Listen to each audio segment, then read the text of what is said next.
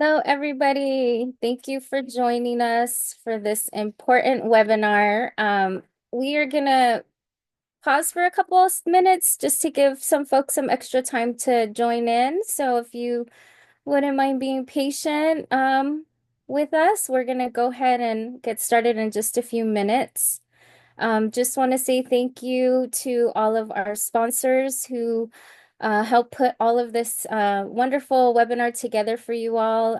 You guys are in for such a treat and such really good information for everybody to learn about what's happening with our Maori relatives and how it's relevant to Indigenous peoples globally.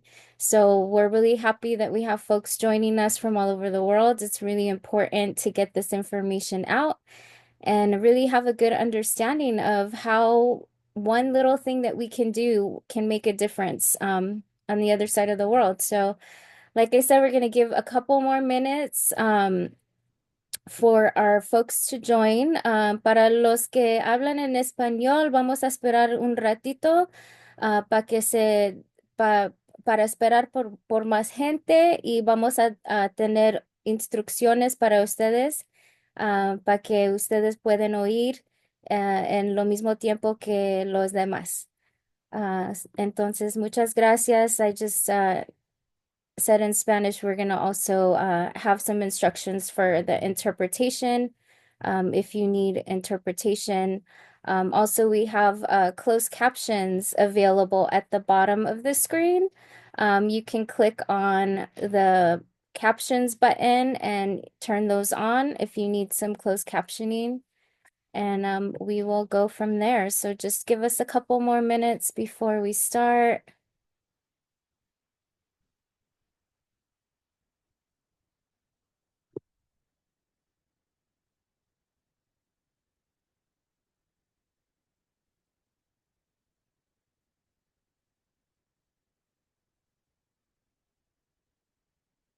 I'm gonna go ahead and ask Anayanse if she can jump on and give some instructions for our Spanish speaking folks that are gonna need help with the interpretation.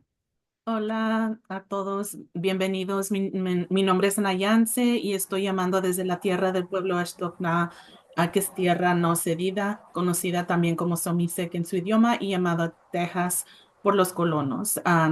Tengo puesta una blusa café y tengo lentes también. Antes de comenzar, de aquí en adelante queremos darles instrucciones de cómo llegar a la interpretación. Antes de comenzar, vamos a repasar estas características de accesibilidad para el webinario de hoy. Y si desea escuchar a este webinario en español, favor de seleccionar el icono del globo terráqueo en la barra del menú al fondo de su pantalla. En su celular, presione los tres puntos en la parte inferior de su pantalla y seleccione el idioma deseado, que pues ahorita nomás podemos proveer traducción al español. De aquí en adelante, si tiene dificultad accediendo al canal de español, puede pedir ayuda en el chat. Yo soy una de las traductoras, mi nombre es Ana Yance y también Felina, y tenemos la palabra interpretación enseguida de nuestros nombres. Gracias. Thank you, Anayanse. Thank you everyone for joining us. We are gonna go ahead and get started now. Think we gave a good amount of time for folks to join. Just a couple of housekeeping rules is if you can all please keep yourselves on mute. If you have any technical issues, you are able to use the chat, and there are our tech team has tech at the beginning of their names, so you can chat with them directly if you're having any technical issues. There is interpretation and closed captioning options that you can click on at the bottom of your screen. And we are going to have a section where we're going to have breakout rooms.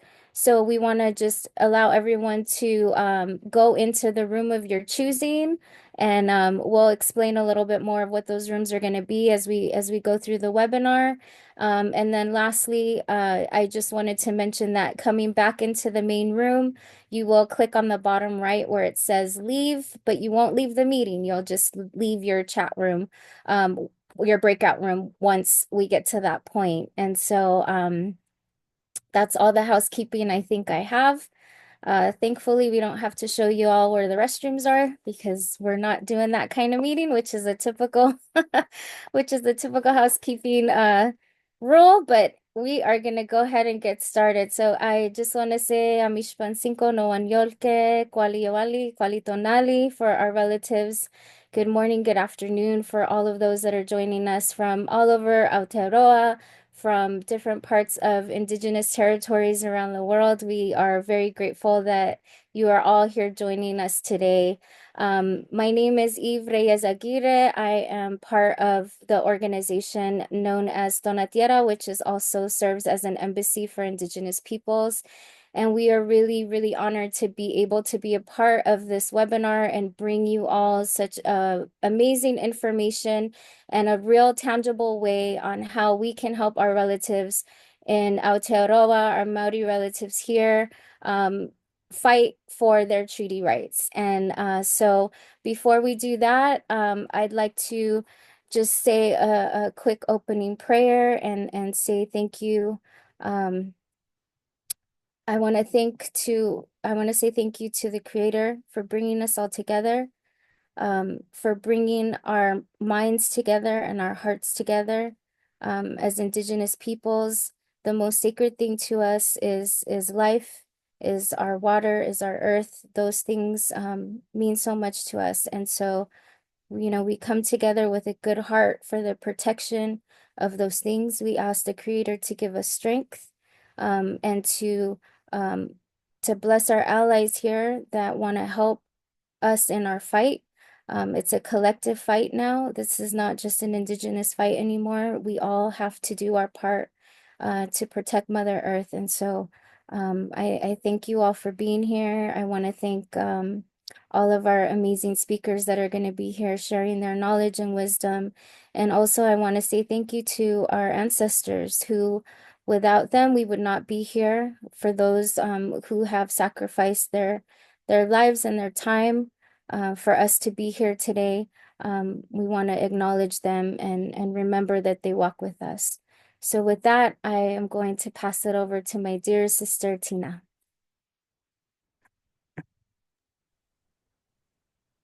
Tēnā koe, thank you, Sister Evie, and thank you everybody for taking time out at this very special time of year for everybody, whether you are celebrating solstice or other forms of holidays. Just appreciate everybody taking time out to be with us and discuss these really important issues. My name is Tina Ngata. I'm a Ngāti Porou Wāhine from the East Coast of Te Ika Maui, whose colonizer name is North Island, New Zealand. I'm here with my relations and friends, Kera Sherwood O'Regan, Tāwhana Chadwick, my sister Kare Nangata, and Rahira Solomon. And we are really grateful for everybody's support on this issue. I'm just going to pull up our shared screen. And hopefully that is showing up for everybody. So I'm just going to spend some time chatting with us all today to bring us together and onto the same page about this issue. I know many people will have seen, our protests and the political uprising that's been happening over this past year here in Aotearoa, particularly in recent months with the marches. We've had the largest march in history in Aotearoa, New Zealand, and many of you will have also seen the actions in our parliament by some of our Māori MPs who have been very strident, very strong in their opposition to what has been happening, and it essentially amounts to an attack upon our treaty, Te Tiriti o Waitangi, which is the treaty that allowed non-Māori to settle here in Aotearoa-New Zealand.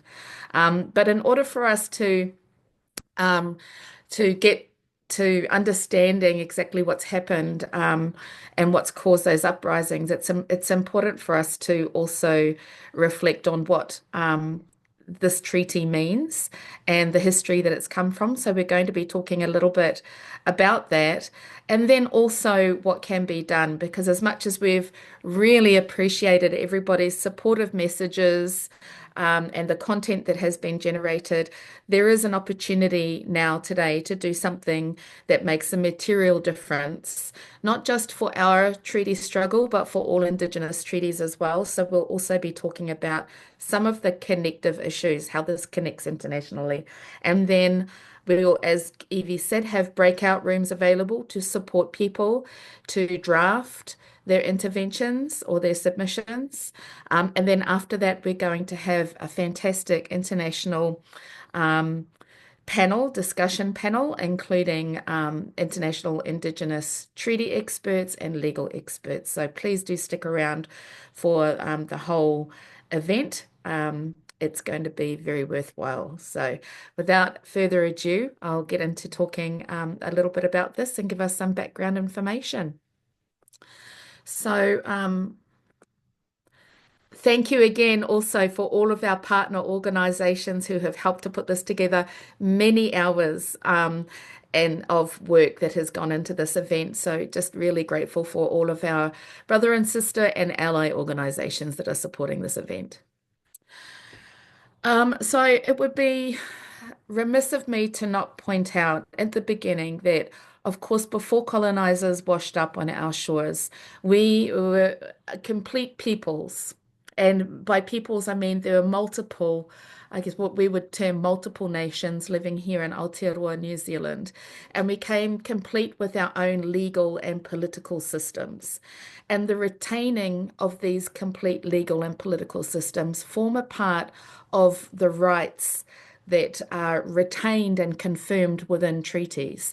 It includes the right to be able to retain our legal systems and it includes the right to retain our political systems, the systems through which we make decisions about our future, our lands, our waters, and our people as well. So the right to retain those systems are confirmed within their inherent rights that are confirmed within treaties, but also important to note that prior to colonizers arriving, we have made numerous statements confirming our sovereignty, for lack of a better word, but our political authority, paramount political authority over our areas.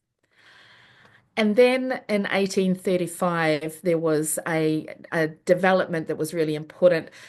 Prior to that, we had made, as I said, numerous statements declaring our sovereign authority over our lands.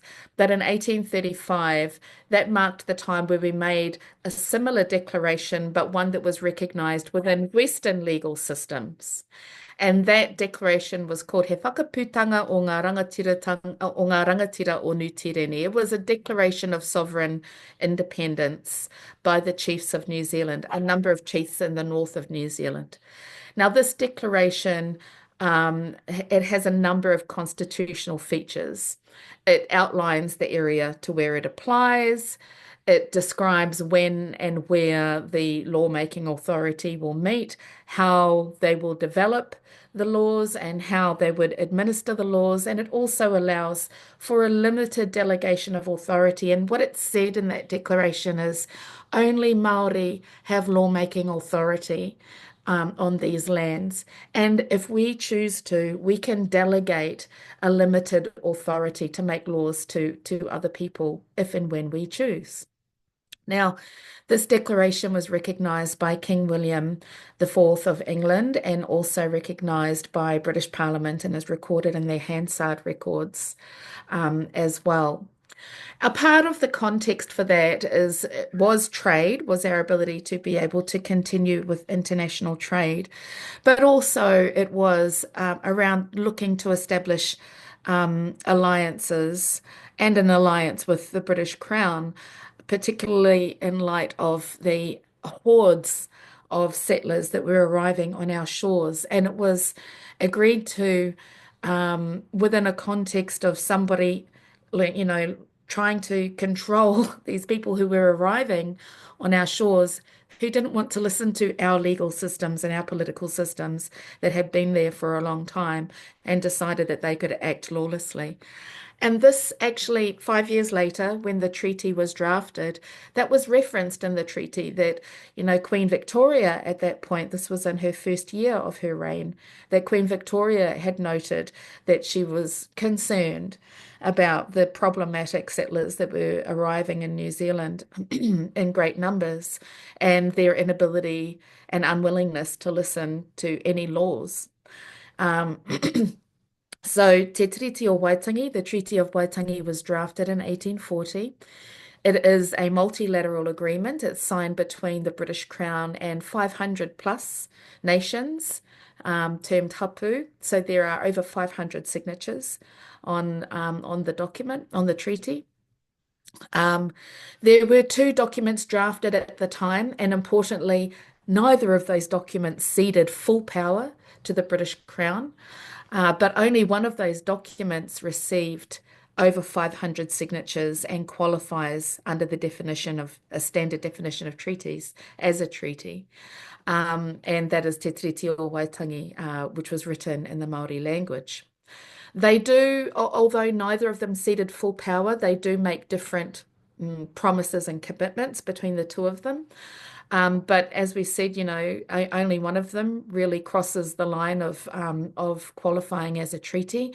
That said, the British Crown still fraudulently upheld the English language document, which provides quite a bit more to the Crown.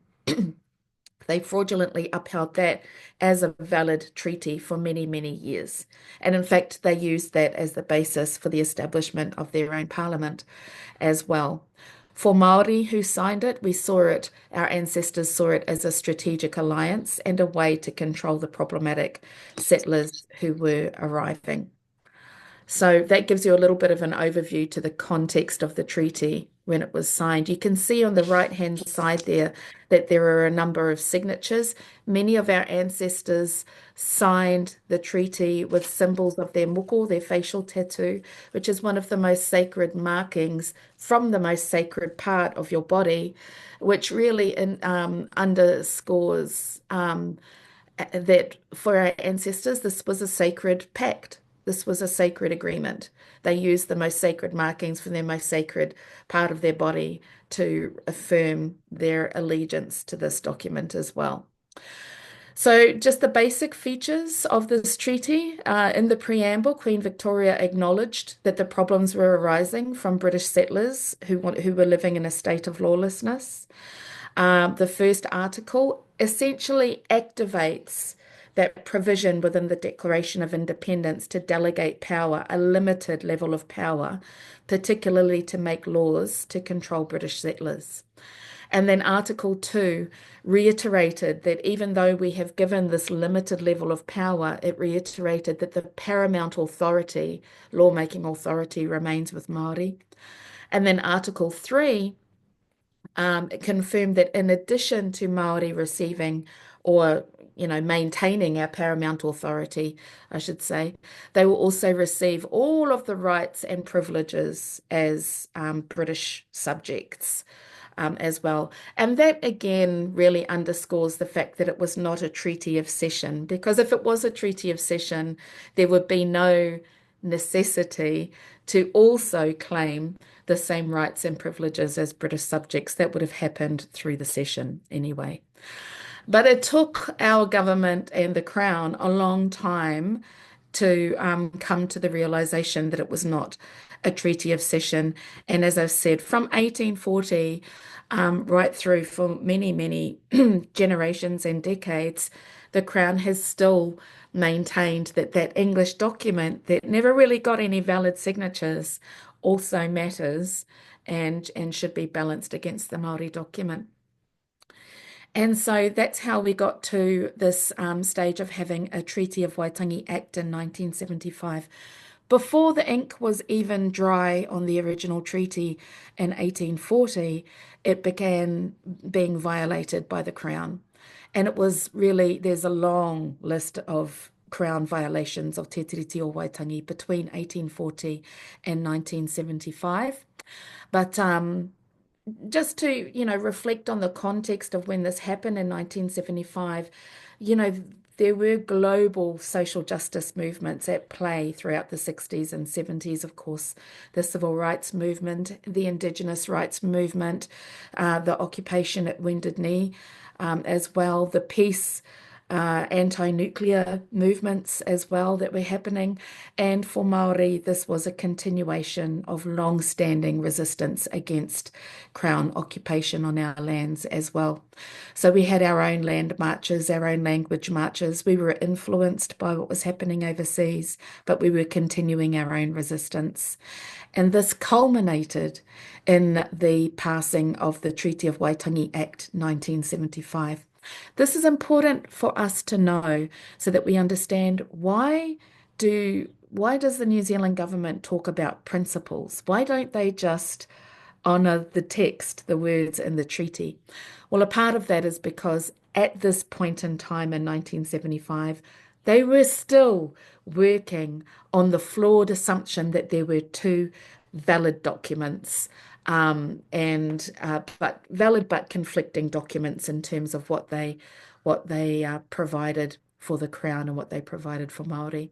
And so they decided that they would try to seek a middle ground between those two documents by looking to the principles of the treaty or the spirit of the treaty rather than the exact text. Of course, if they applied international contractual law or even basic international treaty law, they would be led to honour the Maori text.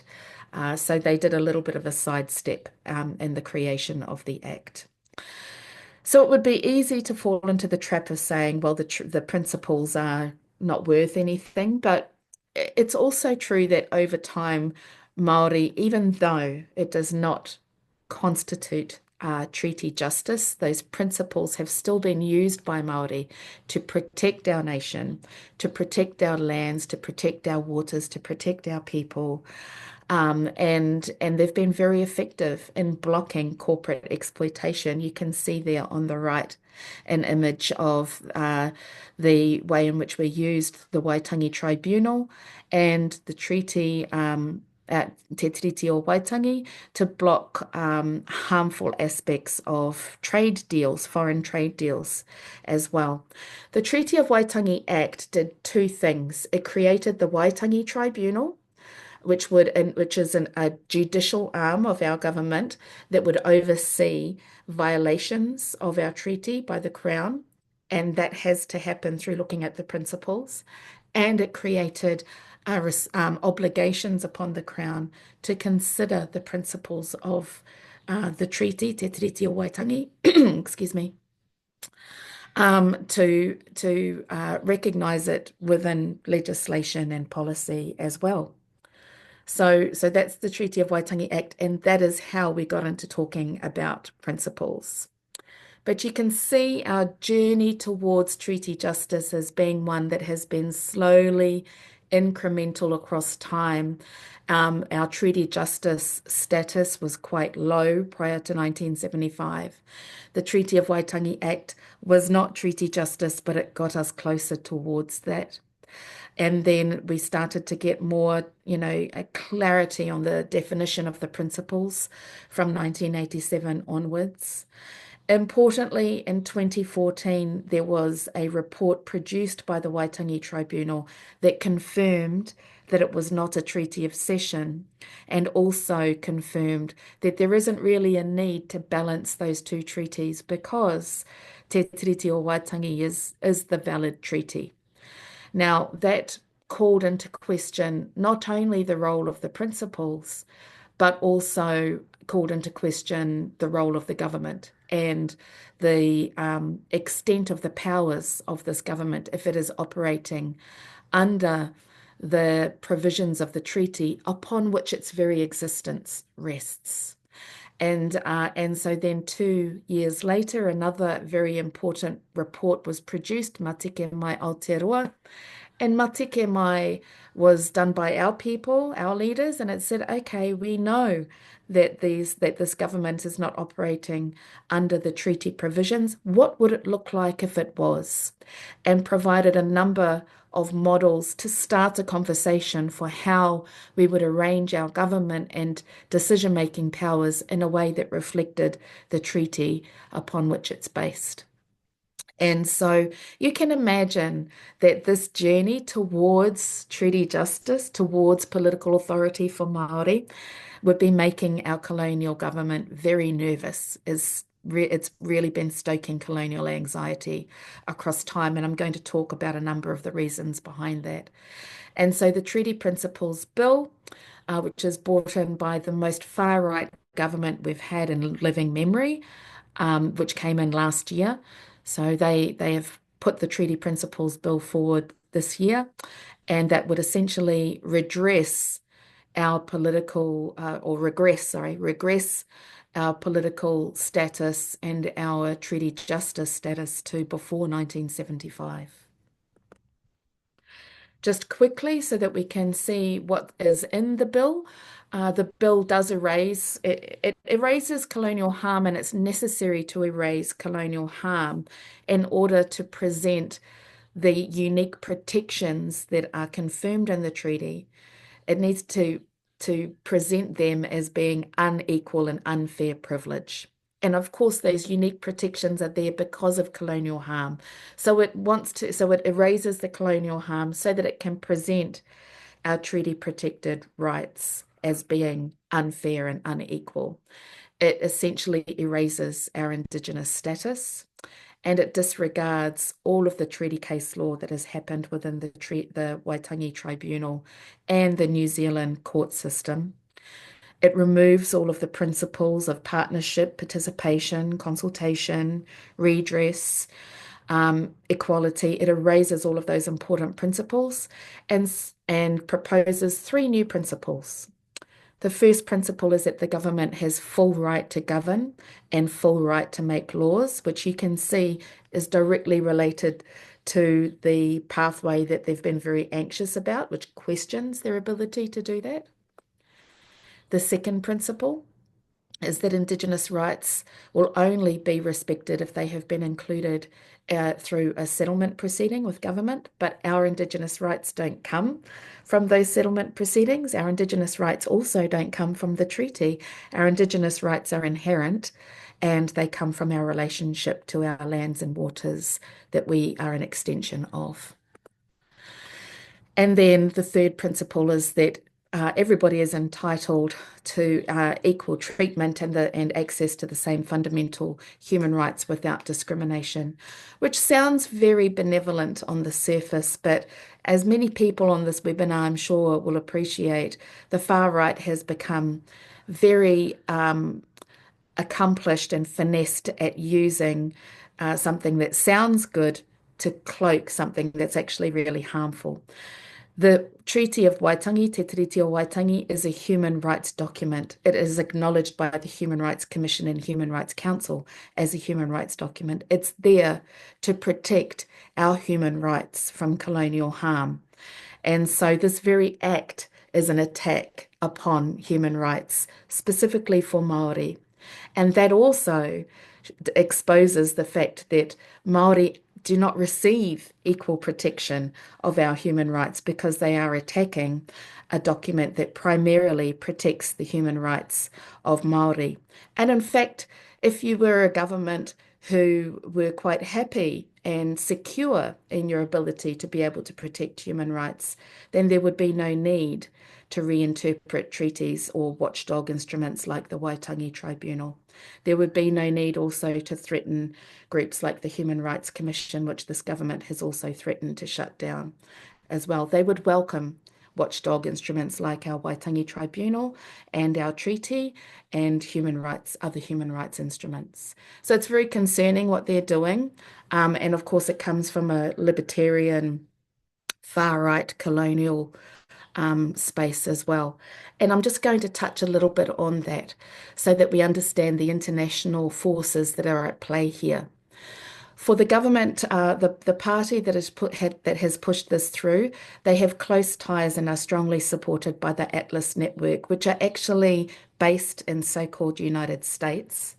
The Atlas Network have been, strongly criticized for taking anti-Indigenous positions, and they're a think tank who have lobbied aggressively and resourced groups to minimize Indigenous rights. Just last year, they were fundamental in lobbying against the voice vote in so-called Australia for Indigenous peoples to have stronger representation in Parliament there. So they underwrote and funded the opposition to the voice vote. They have underwritten and funded opposition to Indigenous peoples in so-called Canada being able to oppose oil and gas activities over there. They are strident in their opposition to immigration, supportive immigration policy in so-called United States as well. They have been funded by ExxonMobil. They're funded by the Scaife Foundations as well, who have been fundamental also in anti-immigration laws in so-called United States. And another member of the Atlas Network is also the Heritage Foundation, who are one of the leaders in so-called Agenda 2025 to create constitutional changes in so-called United States to favor far-right conservative groups there as well. So, of course, the oil and gas interests or oil and gas lobby are very interested in Aotearoa, and I'll get into that a little bit more. But this is also a part of the global rise of the far right, and a number of the policies and the language that they're using exactly mirror far right groups around the world in Europe and in so-called United States and in other places around the world as well.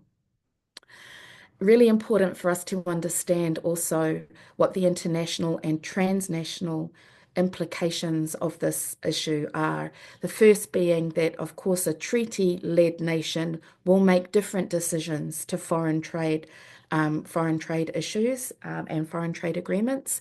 We will vote differently in relation to climate justice.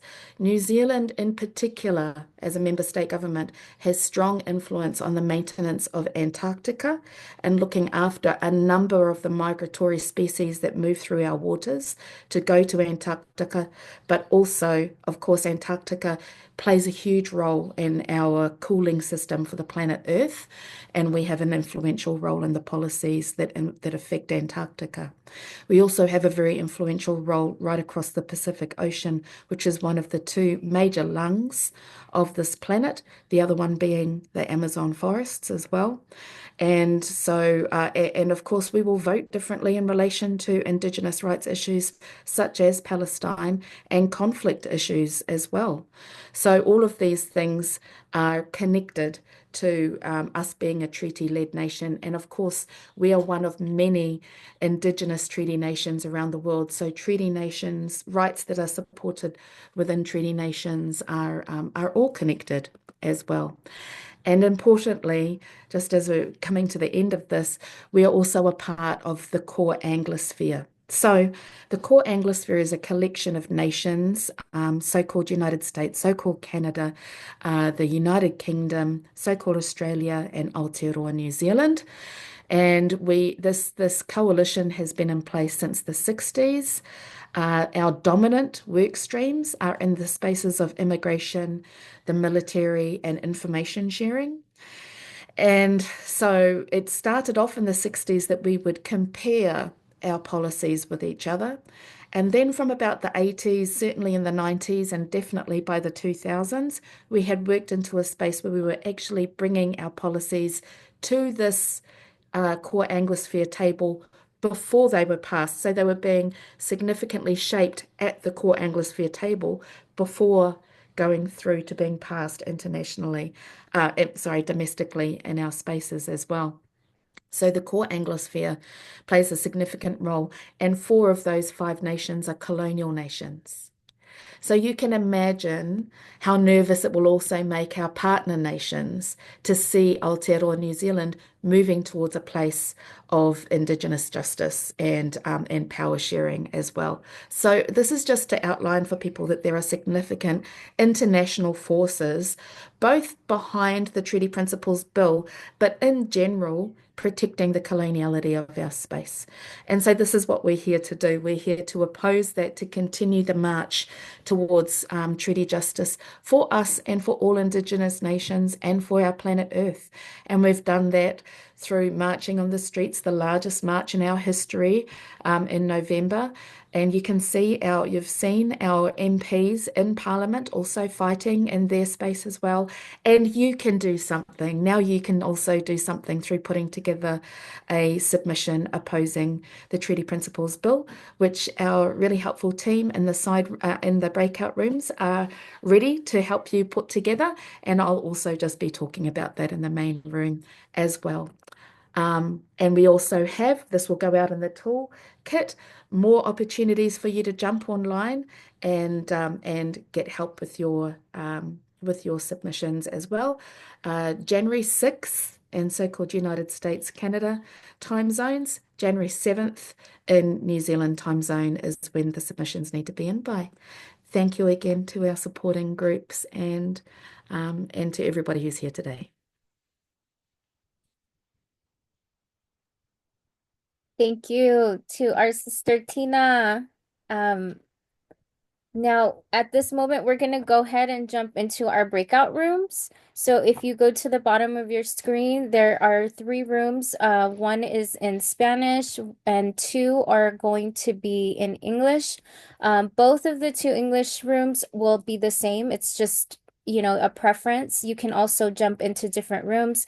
Tina will remain in the main room. So if you'd like to stay in the main room and have a chat with her and answer any more questions, she'll be there and available for that.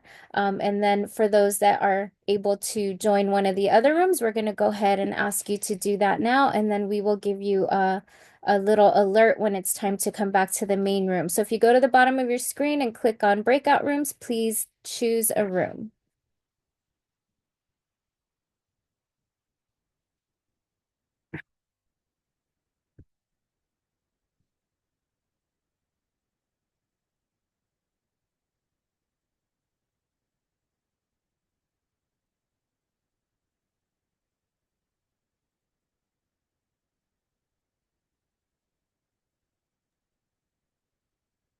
So if anybody does have any questions, please do feel free to ask questions in the chat or put your hand up or unmute and ask a question. You're absolutely welcome to ask questions. And yep, as our friend Roger has said, if people need to be assigned to a room, they can do that as well. Just send Roger a private message.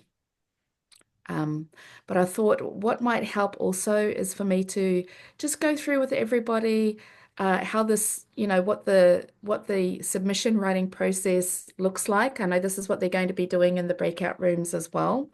But just so everybody can see, I think I've pointed out some of the ways in which this is relevant for many groups around the world.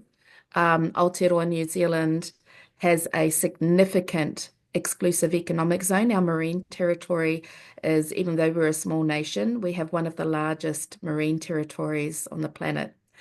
And of course, fish and our ocean animals, they don't know borders. They don't recognize borders or exclusive economic zones. They migrate right through our territory up into the greater Pacific and are a part of this really important oceanic system that helps to cool the planet. And of course, many of them migrate down to the Antarctic region for feeding and also for making their families as well. And so it's an important space for many of our marine relations and ancestors in that sense as well.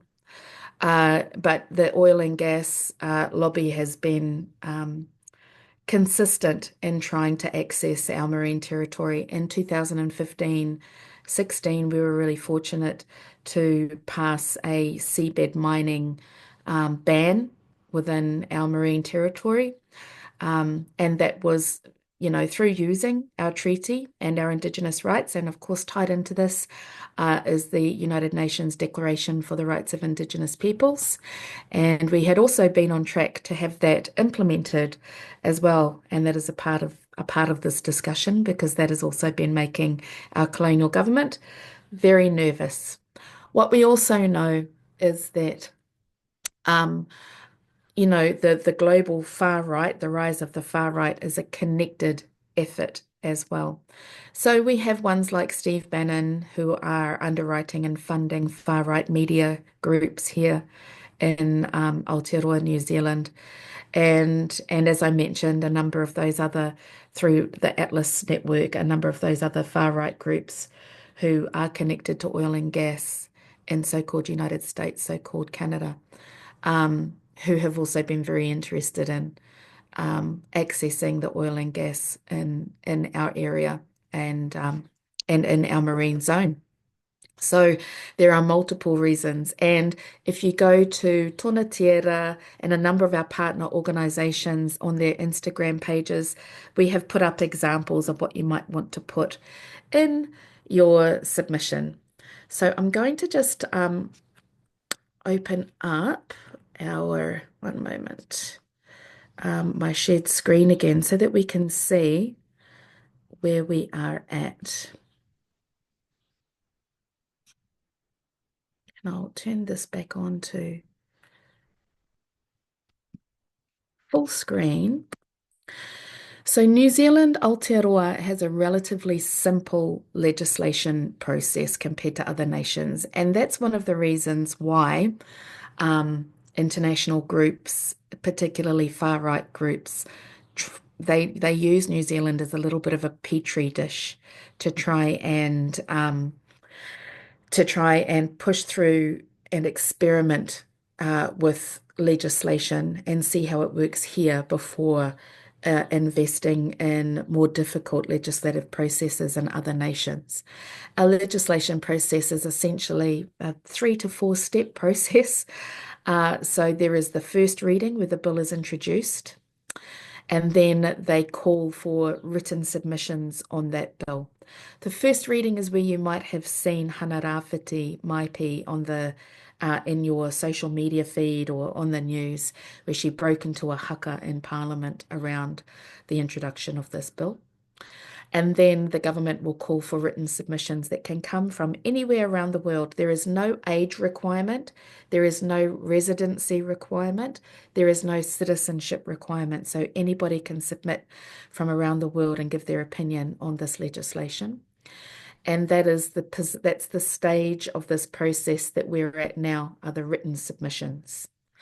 After the written submissions, there will be oral hearings where they invite people to speak to the select committee. And off the basis of the written and spoken submissions to the select committee, they will produce a report.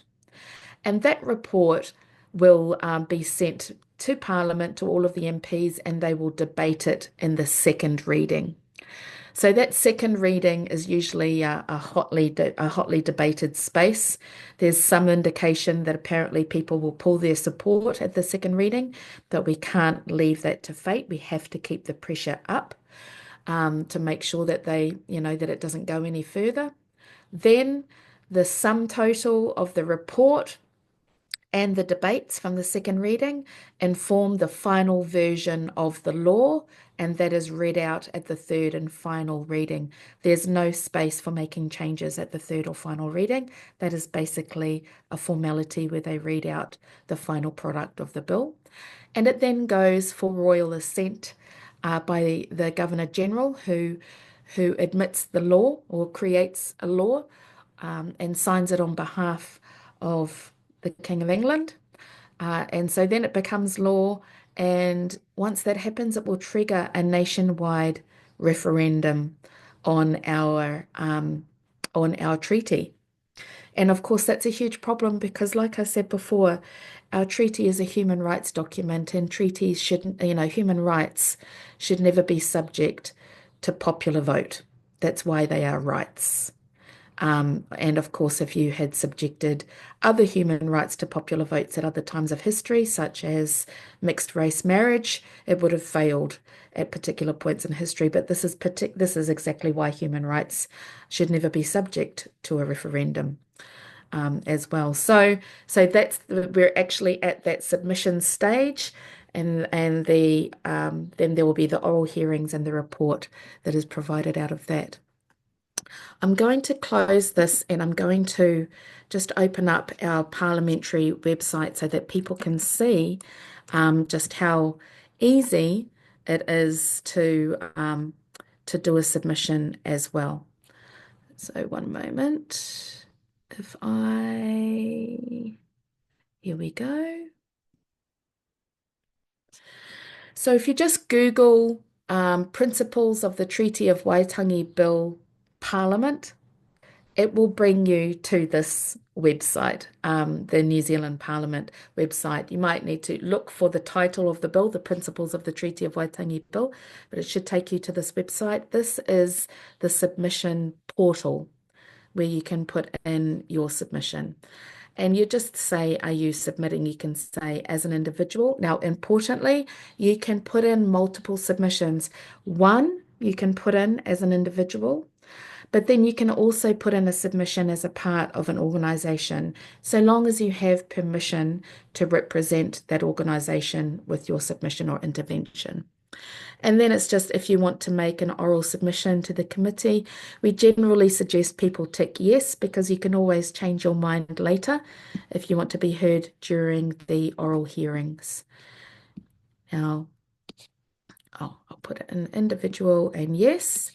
And then it's just basic putting in your details, and I'm just going to put and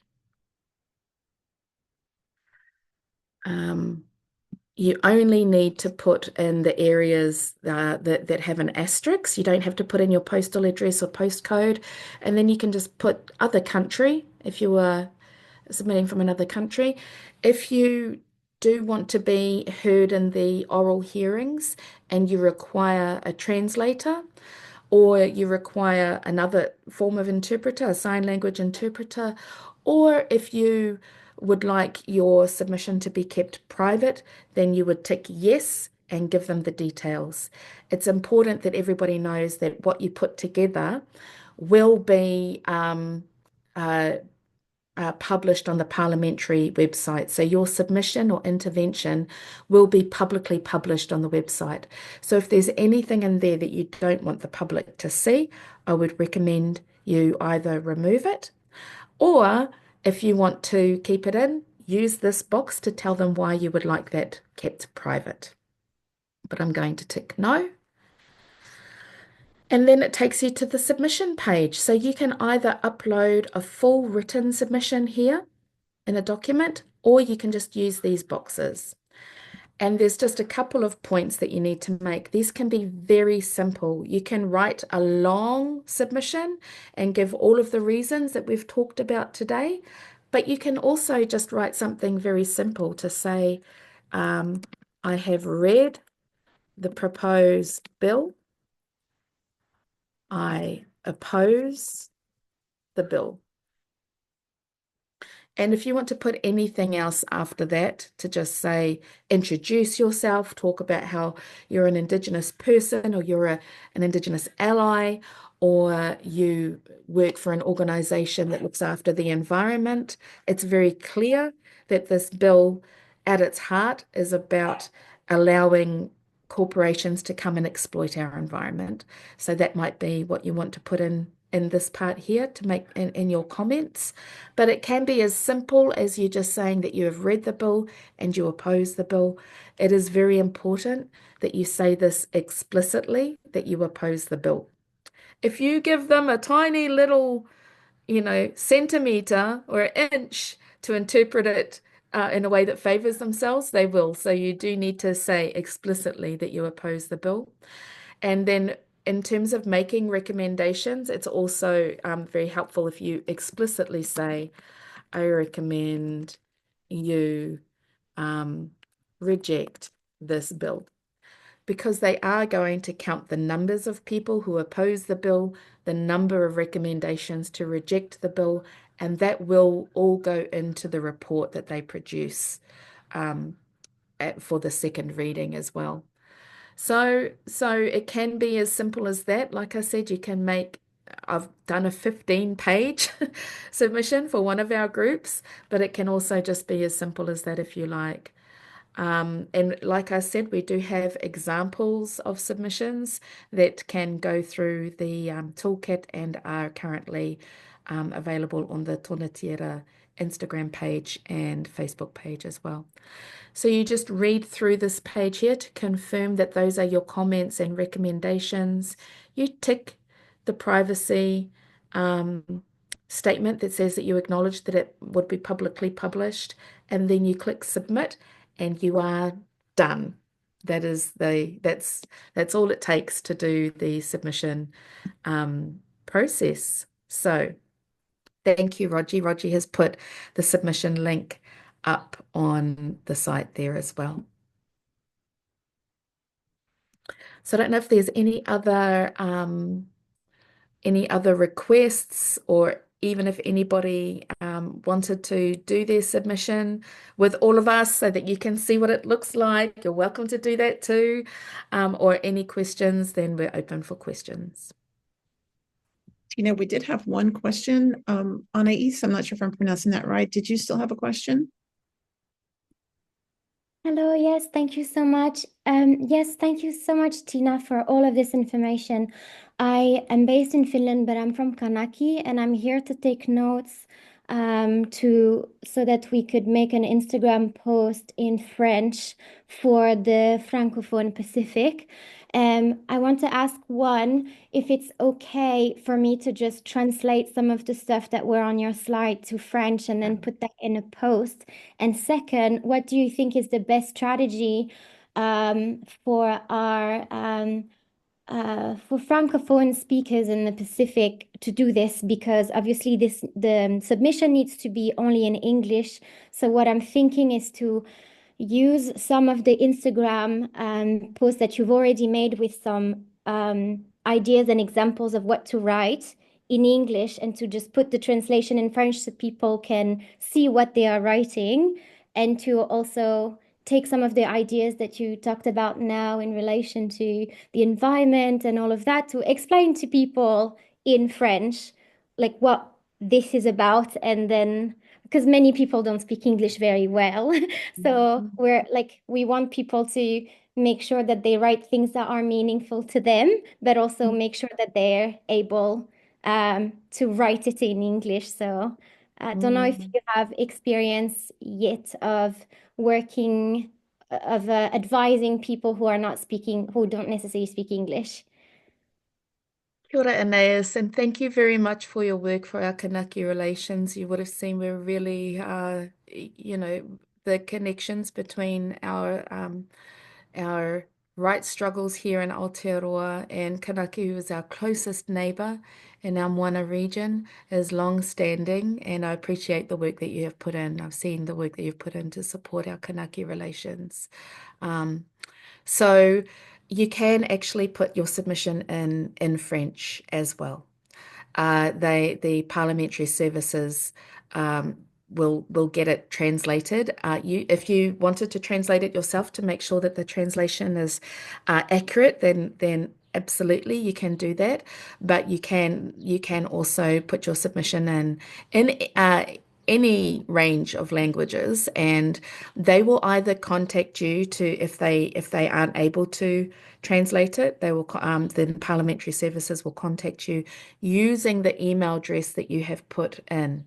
So it raises an important point that whatever email address you use through the submission portal, please do keep an eye on that email inbox, because that is the email through which they will contact you to get any clarity as well. So you are absolutely able to use any of the content in AS and translate it. And do feel free to reach out to me through Instagram if I can assist in that process, send you any of the original files, or do anything to help with the translation, then I'm happy to do that. And then, of course, for us, Māori have been in solidarity with our Kanaki relations for a long time. One of our most famous Waiata resistance songs is actually a Kanaki resistance song as well. And so we know that this undoubtedly leads to stronger Indigenous transnational policies like New Zealand's support for the rights of our Kanak relations in Kanaki as well. And so yeah, this is very relevant for all Indigenous rights issues, including West Papua, and our relations in Rapa Nui, in Tahiti, in the Kingdom of Hawaii as well. So for a decolonized Pacific region, including decolonization of our high seas areas that sit between all of us as nations as well. So yeah, very happy to work with you and to support you in making these quite targeted points for our relations across our Moana region. Reach out to me through Instagram. Through Instagram. Mm. Thank you so much, Tina. I will. Thank you. Oleti. Thank you. And then Kirsty, our dear colleague Kirsty, hi Kirsty, has also highlighted that there is a French French language resource, and Spanish and many other languages as well, available through Treaty People, who are another wonderful allied organization producing resources on Te Tiriti o Waitangi and the Treaty Principles Bill.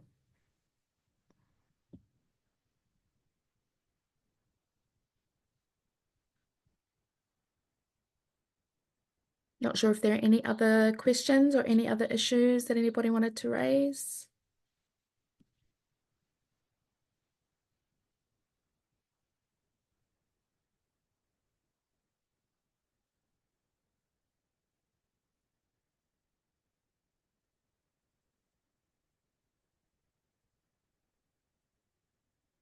If there aren't, just while we're waiting for I'm not sure how we're going in the other rooms, if anybody wanted to check in on how they're going in the other rooms. But we can talk a little bit more, I think, to the transnational context, the issues that sit at the global level. Let me just see if I can bring this back up.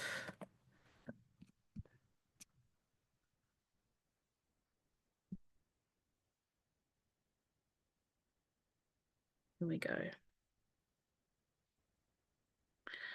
So I mentioned a little bit earlier around the core Anglosphere, the collection of colonial nations who have been working together, well, for a long time, but working officially together since the 60s to compare their positions.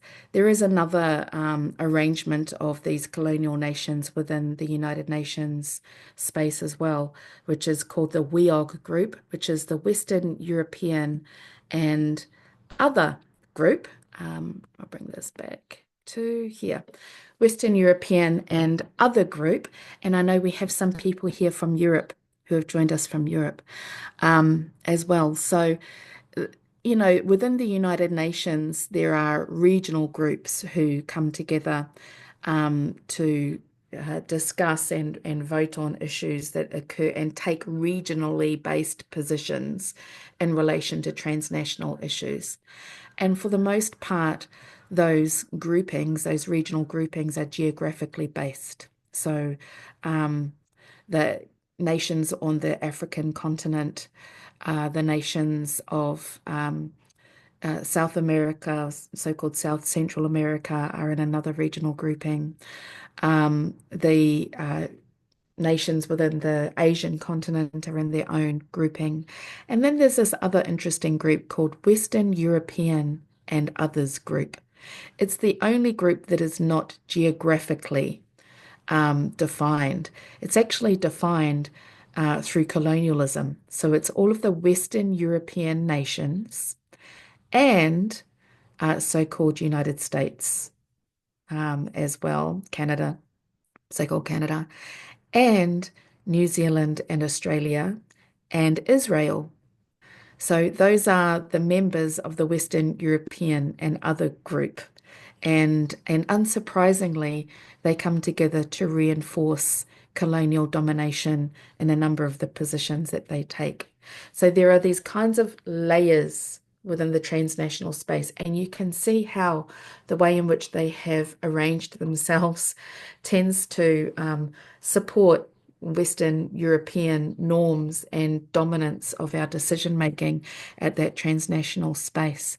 And important for us to appreciate that that is the space where transnational efforts are coordinated towards climate justice, towards ocean policy and law, towards global poverty and conflict resolution, or ending ceasefires. And so you can see that a lot of the colonial privilege that has come out of these ages of imperialism are still retained within that space.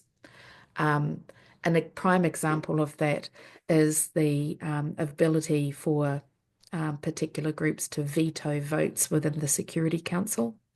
Another example of that is the voting system within the Bretton Woods institutions of the World Bank, World Trade Organization, International Monetary Fund, and similar institutions that form the Bretton Woods group. And so in this way, they've been able to retain political and Western domination of those spaces, and it tends to reaffirm it.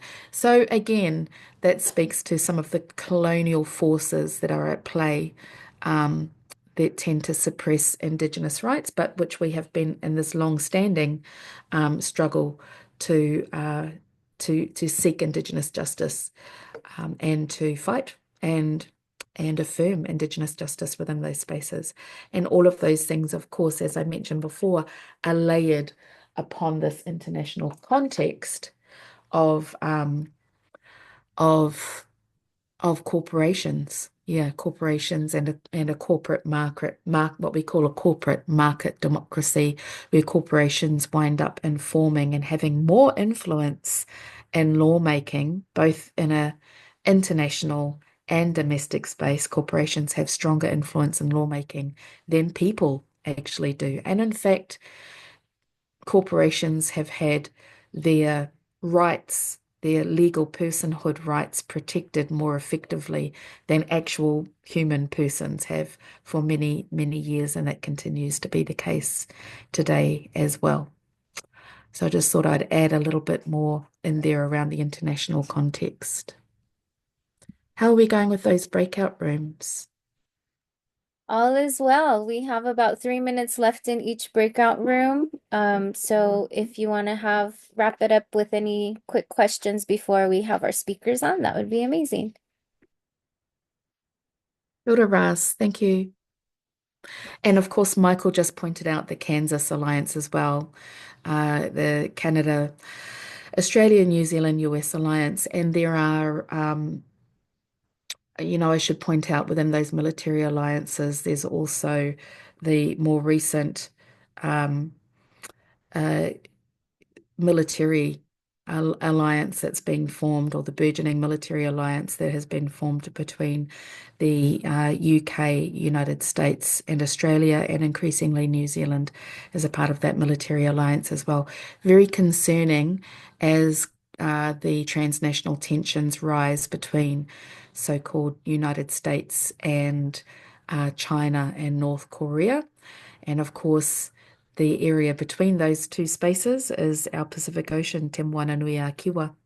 And so the military consequences of these alliances are very real and very current, and something that we also need to be mindful of, something that would also look very different under Indigenous leadership. And that's not to say, of course, that Indigenous leadership always makes the right decision, but more often than not, the balance of spaces where Indigenous people have applied Indigenous philosophy and have applied Indigenous leadership has led to more just outcomes, not just for Indigenous peoples, but for marginalised peoples in general. And this is one of the major concerns around this bill.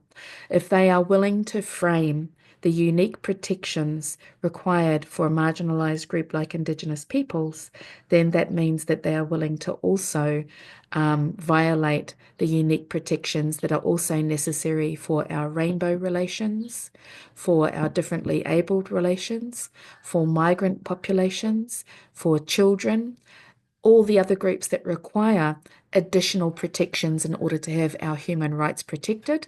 All of that comes under threat under the same logic as these bills that threaten Indigenous treaty rights. And I'm really looking forward to our panel, which is coming up very soon, who will be speaking to Indigenous treaty rights and how they are all connected and why they are all important as well.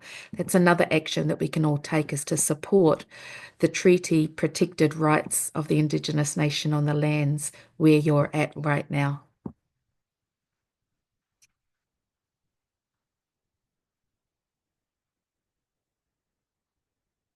Welcome everybody who's coming back into the room, and thank you everybody who stayed on in the room.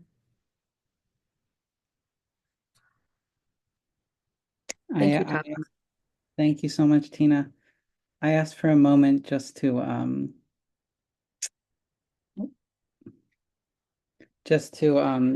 have a hype moment and a celebration moment of all the submissions that people just did, and encourage everyone who did not yet do it in this moment to please do it at the end of this webinar, and also that we could all send it to 2 or 3 or 4 or 5 or a listserv of 5,000 people to increase the number of submissions, and just to celebrate that there is somewhere around 100 people and that we just made a lot of submissions together.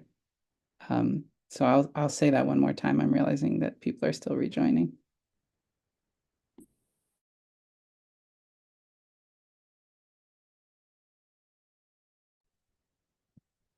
Are we all back now? Yes, we got zoomed into the main room. Okay. Welcome back, everyone. I just wanted to take a moment to just celebrate all the submissions that everyone just made, dozens and dozens of submissions, and just ask that if anyone did not have a chance to do it right now in the webinar, to please do it after the webinar today, and then that we all use our networks and spread this request to people in our lives, to 2 people, to 5 people, to 500 people, however we spread our information, individual requests through our networks, and just extend this out. And this recording will be sent out, and we can share that out as well. And for everyone who was in the breakouts, really recommend watching the people on their second submission. Amazing.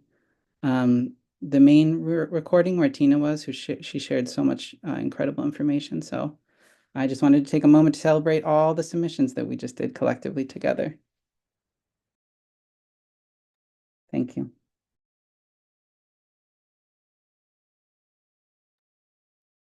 Yes, thank you so much. Oh, get really emotional seeing that people, and it means so much to us to have this solidarity from around the world for this issue as well.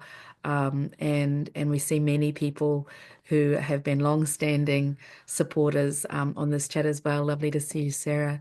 Thank you very much, everybody who has come to support this issue, and our collective Indigenous rights as well. It really is, I did want to point out that, Indigenous peoples number around 500 million around the world. We are the second largest rights-based movement around the world, second only after our rainbow relations. Of course, who many of us are also members of that movement. But when you combine the Indigenous population with our connections to land and water rights, that creates a very specific scenario where Indigenous rights become our planet's best bet, really, at climate justice, at surviving through into the future, because of the way in which Indigenous peoples around the world have utilised our land and our water rights for the protection of our Mother Earth, our Father Sky, and our waters around our nations as well. So Kera has just entered into our chat here, our link tree link, which is also going to be a part of the toolkit that goes out via email as well. And that has in there a number of submissions and guides and both visual aids, so you can watch YouTube clips as well as, picture guides as well as written guides as well. So I think, is that time for us to bring our panel to the forefront now, Evie? Roger? Yes, ma'am. Would you like to Fantastic. introduce our first speaker? I would love to introduce our first speaker. Our first speaker is an incredible, beloved sister and colleague who has worked alongside us for many years now. Beverly Jacobs is a Haudenosaunee leader and woman from the Bear Clan. I'll leave it for her to do her full introduction, but she's been an inspiration in supporting Indigenous legal frameworks and Indigenous legal knowledge and supporting people across multiple spaces, whether it be missing and murdered Indigenous sisters and Two-Spirit families, or whether it be residential school survivors or people fighting oil and gas. Beverly has been there, has been what we call a po in Maori, which is like a post that upholds you, upholds your heart, upholds your house, upholds your people. She's been one of those people. So we're really honored and blessed that she's agreed to speak on our panel today. And I will pass it over to you, Beverly. Okay, Nyawa Tina for that introduction. I'm just going to introduce myself in my language first. Scano Sokwego, Giaso Gowenkuse, Genyagehaga Nyakwait Shouta, Haudenosaunee. Greetings of peace to all of you. I told you my nation, Mohawk Nation, Bear Clan, and I told you my real name. My real name is Gowenkuse, and it means she's visiting. So I'm part of the bigger Haudenosaunee Confederacy. Grew up in my community at Six Nations, Grand River Territory, and was raised with traditional knowledge and continue to do that and learn always. I decided to become trained as a lawyer, which was a pretty major shift in my life and understanding what I call our enemy, learning our enemy's laws, and told my family, my people, my dad especially, that I would learn about it and learn and understand how it's had an impact on our people. Because it was a really difficult process to learn about how colonial law has been used as a tool to try to erase our people, and have supported and continued to fight for our people. And I became friends with Tina a few years ago at the UN, and our fights are the same, whether we're wherever we come from. So I was really when this happened, and I was noticing what was happening, and knew that this conservative government in New Zealand and what was happening was really, it's going to, have a shift, because that's what's happened to our people. As Haudenosaunee, we existed long before Canada and US has ever existed. And so that's how I was raised. I was raised with that knowledge and with that understanding of, of that fight for our people from the time I was born. So, being raised in that, and then becoming a lawyer and now a law professor and teaching about colonization and about the impacts of colonization, but also empowering our own people about our own laws, about our own sovereignty and our own self-determination and the impacts of colonization and how, all of that has had a real horrific impact on our people. So it's been a real journey for me, and I really wanted to and happy that I was asked to come here today to participate and to educate. I'm an educator.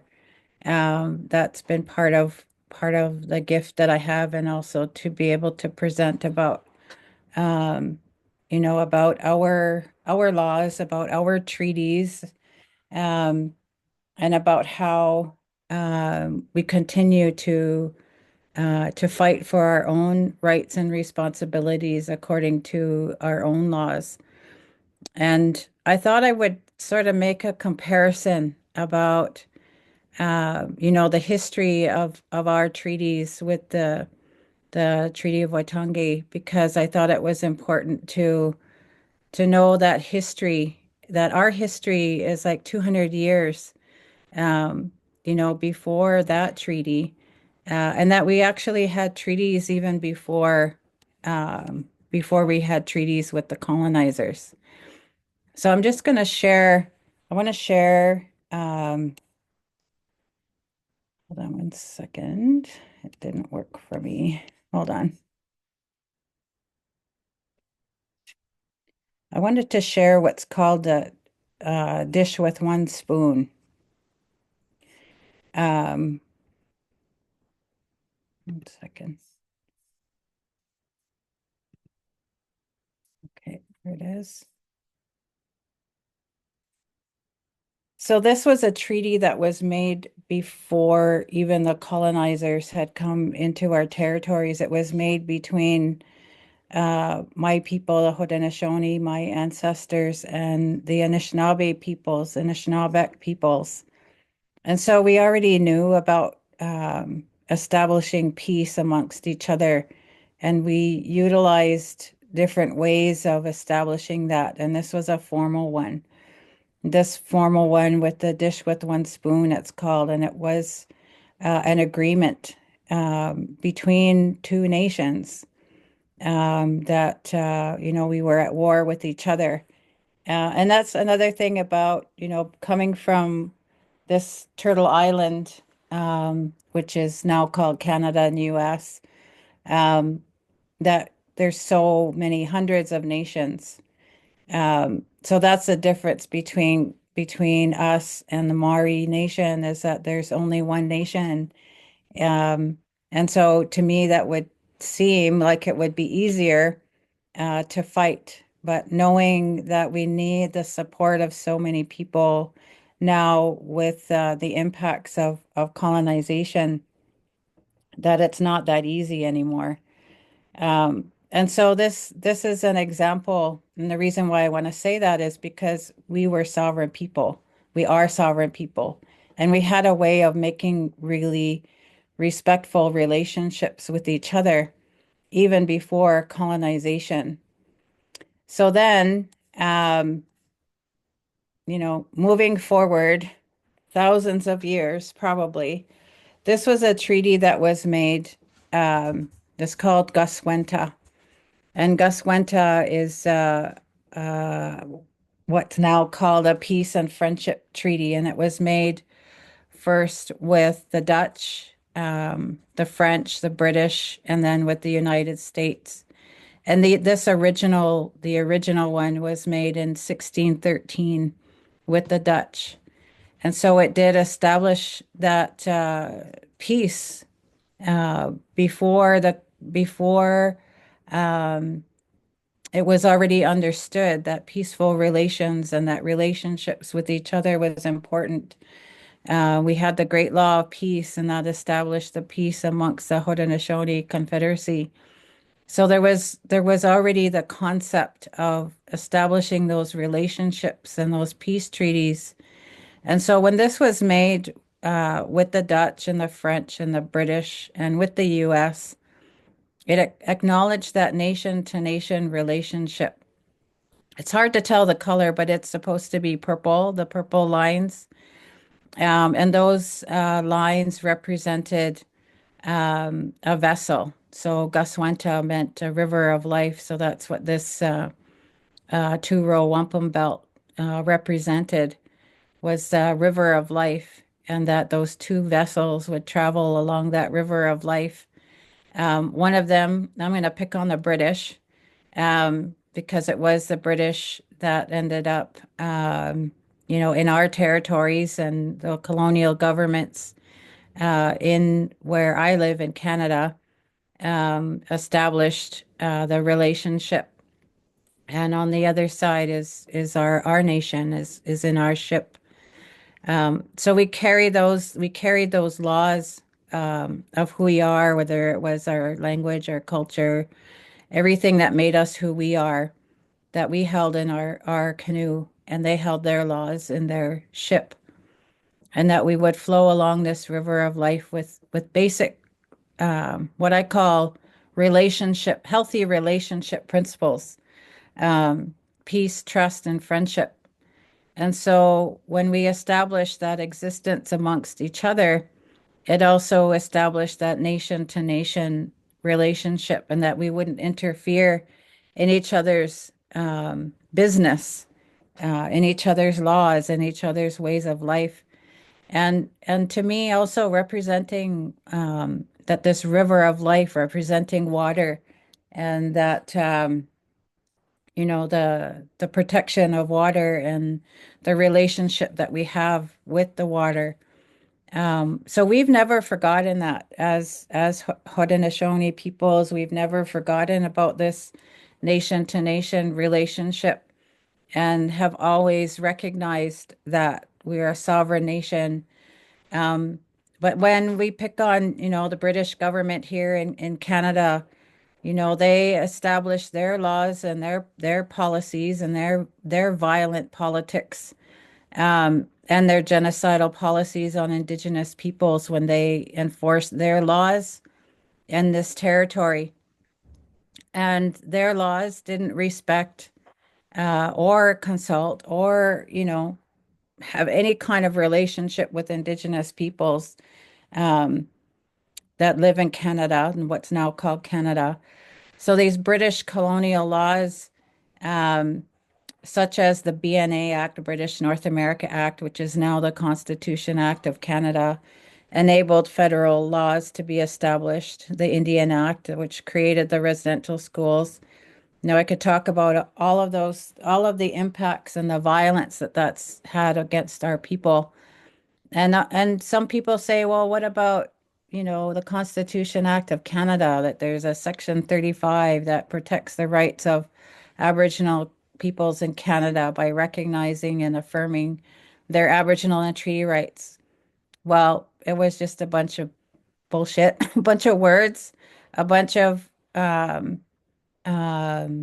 words that are now defined by the Supreme Court of Canada. And that's what has been enabling them to continue to violate our rights as Indigenous peoples, and our relationship to our lands and our territories and our sovereignty. And so I find that, the similarities of our colonial governments between Canada and New Zealand, that they continue to establish that the rights that they have to continue to illegally treat Indigenous peoples. Where did they get their authority to do that? And they don't have the authority other than colonial violent laws and policies. They've never recognized the relationship that we have amongst each other.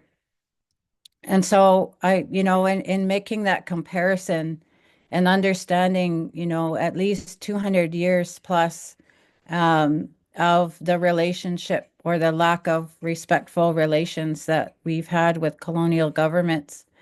It continues to this day, those impacts that we have as a result of the violations of those treaty relationships is, impacts our families and our nations and our communities. And we're living it to this day. And so with the support, with the support of our nations, with other Indigenous nations, and with the Maori Nation, and having to defend and fight for their rights, with a colonial government who has continued to disrespect their people, to disrespect Maori people, is really important to me, and being able to understand how we do need to come together as all peoples, because it is about protecting our lands. It is about protecting our waters and where we come from, because we have that direct relationship to the land, to the water, and the importance of recognizing that. That's what our laws as Indigenous people has always been about, protecting that. And we're protecting it for everybody. So if we have everybody of all nations coming together, it's going to make that shift that we need in order to recognize that we're protecting this for everybody. And so that's, what I wanted to say, and recognize that relationship that we have together is all the same. So I just wanted to thank you again for being here. Thanks, Tina, and everybody for inviting me, and also to all of you who are online, for supporting this and writing those submissions, to stop what's happening. So yeah, I want to thank you. Thank you, Beverly. Thank you so much for those reflections and insights. And yeah, just also, the reminder that our solidarity goes back, for so long. I'm really mindful that even as these transnational forums like United Nations or League of Nations started up, that your own ancestor Diskahe was the first to go and knock on the door and say, hey, we're a nation, we demand our rights be respected, and that starts with treaty rights as well. And then 1 year later, our own ancestor Tahu Pōtiki Wiremurātana knocked on the door saying exactly the same thing. We're a nation, Māori are a nation, we expect our treaty to be respected, and we want our stolen land back as well. And it's taken a long time from then, 1923 and 1924 respectively, through to now, 100 years later this year for Tahu Pōtiki Wiremurātana. And those years have been characterized by our solidarity in that space as well, supporting each other in our collective rights, for ourselves, our people, and for Mother Earth. So just on the mana of all of that history, just offering my thanks to you again, Sister Beverly. Deborah, if I can invite you to turn your camera on and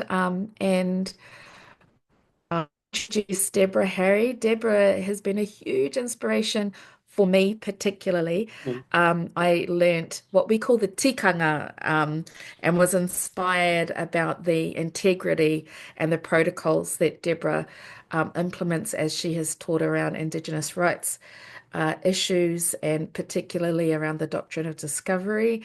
I've learnt a lot from Deborah's work, and of course I'm really happy and thrilled to have reconnected with Deborah this previous year through the Indigenous Environmental Network, and really thankful, Deborah, to you for taking the time out also to share your thoughts and reflections with us today.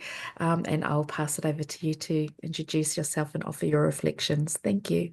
Oh, great. Thank you. Thank you so much, Tina. Thank you for inviting me to participate in this event today. It's so important and such an honor to be able to be here with you and Evie as a host, and the other speakers, Beverly Jacobs, who I have the deepest respect for, and Michael Lane as well, who are all longtime organizers, activists, advocates for the rights of Indigenous peoples.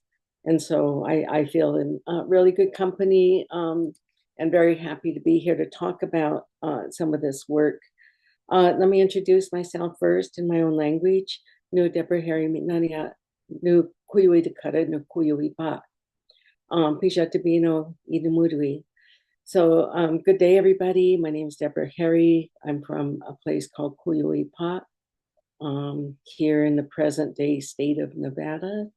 My people are called Kuyui Dakota. We're the Kuyui eaters, which are fish endemic to Kuyui Pa, found nowhere else in the world. So this topic of treaty rights is hugely fundamental to Indigenous peoples around the world, but also hugely fundamental to the world because it is such a, treaties are such a document of primacy for agreements between peoples and nations. And so I want to talk a little bit about why Indigenous peoples even went to the international level, back in the day, and Aotearoa has their early advocates with W.T. Ratana, who took your people's grievances to the League of Nations. What, in the 1920s, was it? Can't remember the exact dates. 1924, exactly 100 years ago this year. 1924, okay. And also Bev Jacobs' people with the Haudenosaunee and the advocacy work of Diskahe, also in 1923 or 24. I'm not sure of the date again. Yep, 23. Yeah, and then, Indigenous peoples going en masse in 1977 for the first NGO conference on Indigenous peoples issues, which kicked in the process for the elaboration of the UN Declaration on the Rights of Indigenous Peoples and a whole lot of other work at the UN level, at the international level. And I think, what is often forgotten is because when you go to the UN today, it's such a, I don't even know what you call it, an alphabet soup of organizations and entities and fora and processes that it's really easy to get lost in the detail. And you can't see, the trees for the forest anymore because there's so much going on in so many places. But I think at the fundamental level, Indigenous peoples were there at the beginning, and the reasons that put them there are what we're talking about today, which is the primacy of treaties that are recognized as international legal instruments, and the fact that we as peoples and nations are recognized as such, peoples and nations with collective rights and rights to land and territories. And that's sort of like why we're there. And to argue for the collective recognition of the collective rights of Indigenous peoples inherently means if as we make this argument under existing law, international law, including things like the UN Charter, it includes the right of self-determination. And so the right of self-determination is foundational and fundamental to all peoples and nations of the world who are participating in the international fora and have standing there. So for me, this issue is very, very foundational for Indigenous peoples who are exercising their right of self-determination and who also may have entered into treaty relationships and obligations with other nations and peoples. So Bev outlined some of their treaties and and that were also entered into with other Indigenous nations, but also with other political bodies such as the Dutch and then the British and so on. So it's important to recognize that those are the relationships that we're talking about. And that's very different than individual rights. And I would categorize individual rights as individual rights, human rights as individual rights, not necessarily collective rights. Human rights protect the rights of the person, but not necessarily advance to the collective rights of the people themselves. So I would stand firmly on the collective rights argument here with regard to treaties. I wanted to talk a little bit about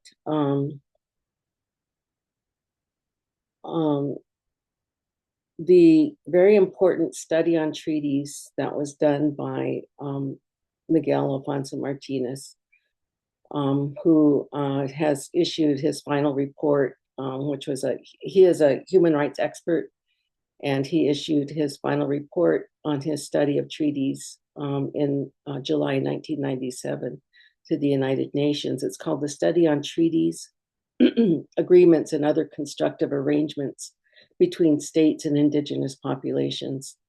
And it makes some really important points, I think, that are still very relevant today. So one is the question of whether or not treaties are still relevant. Are they still real today? Or are they just historical kind of artifacts? And he says in his report that these instruments indeed continue to maintain their original status, to be fully in effect, and consequently are sources of rights and obligations for all the original parties to them or their successors, and who shall fulfill their provisions in good faith. He goes on to say that Indigenous peoples continue to stand by their treaty relationships and obligations. He said Indigenous peoples who have entertained treaty relationships with non-Indigenous settlers and their continuators strongly argue that those instruments not only continue to be valid and applicable to their situation today, but are a key element for their survival as distinct peoples. They see themselves and remain bound by the provisions of these instruments and their ancestors, or they themselves concluded with the non-Indigenous peoples. However, on the other hand, we know that states are failing to comply with their treaty obligations. He says that it's only too obvious that the problem in this area does not lie in a lack of provisions, but rather in the failure of the state party to comply with those provisions. He says that the states have demonstrated a history of unilaterally disregarding treaty provisions, especially those that place a burden on the state. And it goes hand in hand with the observance of provisions that are favorable to the state that they uphold. Simply put, states act in the best interest of the state.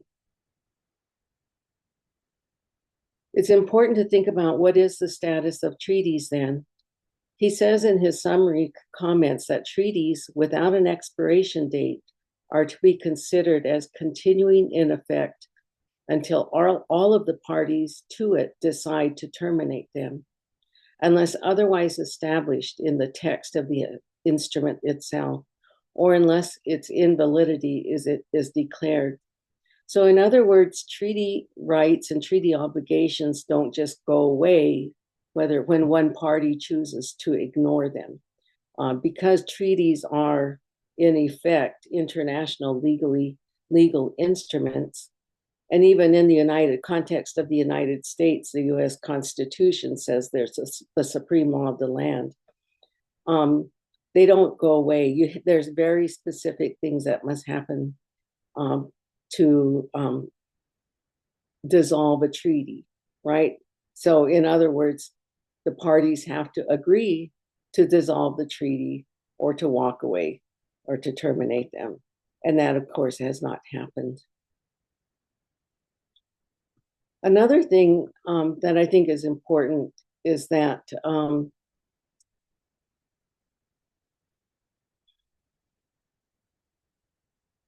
the issue of interpretation of treaties and text is really, really important, because we know that states have tried to reinterpret the meaning of treaties to be favorable and more favorable to them.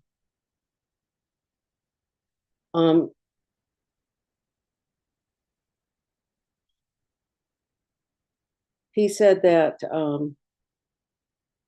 that when states are empowered to deal with Indigenous issues, that is when the decision-making process on the issue of interest of Indigenous peoples, they should apply and construct the provisions of the national legislation and international standards and instruments in the most favorable way for Indigenous peoples, particularly in cases related to treaty rights. In all cases, treaty agreements and constructive arrangements, the interpretation of the Indigenous party on the provisions of said instruments should be accorded equal value, at least at equal value as that granted to non-Indigenous versions of the same documents. So in other words, the Indigenous interpretation should be treated at equal value as the way that non-Indigenous people interpret the same document. So I think that's really important, particularly in the case of Aotearoa, where they claim that there's an English version and a Maori version, and they have two very different meanings, but they literally should be interpreted the same. And he goes on to say that they're in favor of Indigenous peoples. Finally, I would say that we're dealing with states, New Zealand, Canada, Aotearoa, Australia, the four states that initially opposed the UN Declaration on the Rights of Indigenous Peoples. We're dealing with these four states that later went ahead and said that they will support the declaration, but with limitations. And to understand their limitations, you have to read the text of the memos or statements that these states issued at the time they said that they would support the UN DRIP. So, for instance, the United States said that it's pleased to support now the declaration's call, and especially the call to promote the development of a new and distinct international concept of self-determination specific to Indigenous peoples. So here they're creating a new definition of what is self-determination in international law, which of course they don't have the power to do. But they're saying that the declaration's call is to promote the development of a concept of self-determination for Indigenous peoples that's different from the existing right of self-determination. So here they're basically trying to reframe these international legal rights into their own domestic context, and to say that this is how we recognize the right of self-determination when it comes to Indigenous peoples. They're basically renaming and reframing it. And so for the United States, they're saying that the declaration's concept of self-determination will be consistent with a domestic law. And if you read New Zealand's statement, it's very, very similar. It says that the existing frameworks between Maori and New Zealand will continue to evolve in accordance with New Zealand's domestic circumstances. They also say that there was another statement in their document that with regard to Maori and their rights to land, that the modern day settlements are addressing that question, and that Maori have already benefited from considerable transfers of land to them. And they're saying that redress can only come if it's fair to everybody in the country. So now they're starting to balance the rights of Indigenous peoples in Aotearoa with its citizens, which of course the citizens don't have those rights. They have different rights as civil members of society. they have the individual human rights, but they don't have the collective treaty rights. So what I'm saying is that these states that we're dealing with have a history of unfair dealings. They're trying to rewrite their obligations, their legal obligations, to be consistent with their own intentions, but in violation of existing standards in international law. And so this work that Aotearoa is engaged in terms of uplifting their treaties, standing on their right of self-determination and sovereignty, if you will, and continuing to basically call to task the state of New Zealand to uphold and honor its obligations that it has made. And they don't have a right to just rewrite these documents or to change the interpretation or to wipe it away because they are existing legal documents in international law. So those are kind of my main points today that I wanted to share, just to think about, kind of the motives behind what's taking place today, especially with these conservative governments. You hear people say that they live on unceded lands in their land acknowledgement statements. And that means that they still live on their Aboriginal territories, and those lands have not been ceded by treaty to any other entity. And so it's a really powerful statement to say that. And the Treaty of Waitangi is not a treaty of cession. And it's really important to stand on those rights. So I'll go ahead and end there. Thanks. Thank you, Deborah. Really appreciate all of those reflections. And yeah, absolutely. The Te Tiriti o Waitangi is not a treaty of cession, and that much has been confirmed by our own even Crown judicial systems. And of course, Maori have always known it was not a treaty of cession. But importantly, when the Crown judicial system even acknowledges that it's not a treaty of cession, then we have this interesting situation. We have the New Zealand Court of Law, which is, an important apparently important branch of any healthy democracy that is in conflict with our parliament, our legislative branch, who don't want to acknowledge that it was not a treaty of cession, who don't want to acknowledge that there are rightfully limitations upon Crown power. But the tribunal itself, as a branch of our judiciary, as well as the more general New Zealand court system, has been on this other kind of trajectory. But importantly, that conclusion didn't just come out of nowhere. That conclusion that it was not a treaty of cession came out of processes that include, for instance, the Paparahi o Te Raki report, 500,000 pages of evidence. 10 years of deliberations by both Maori and non-Māori historical experts, and 50 years, a review of 50 years of treaty case law here in Aotearoa as well. And so it's a well-founded, well-documented, well-evidenced conclusion that that Te Tiriti o Waitangi was not a treaty of cession.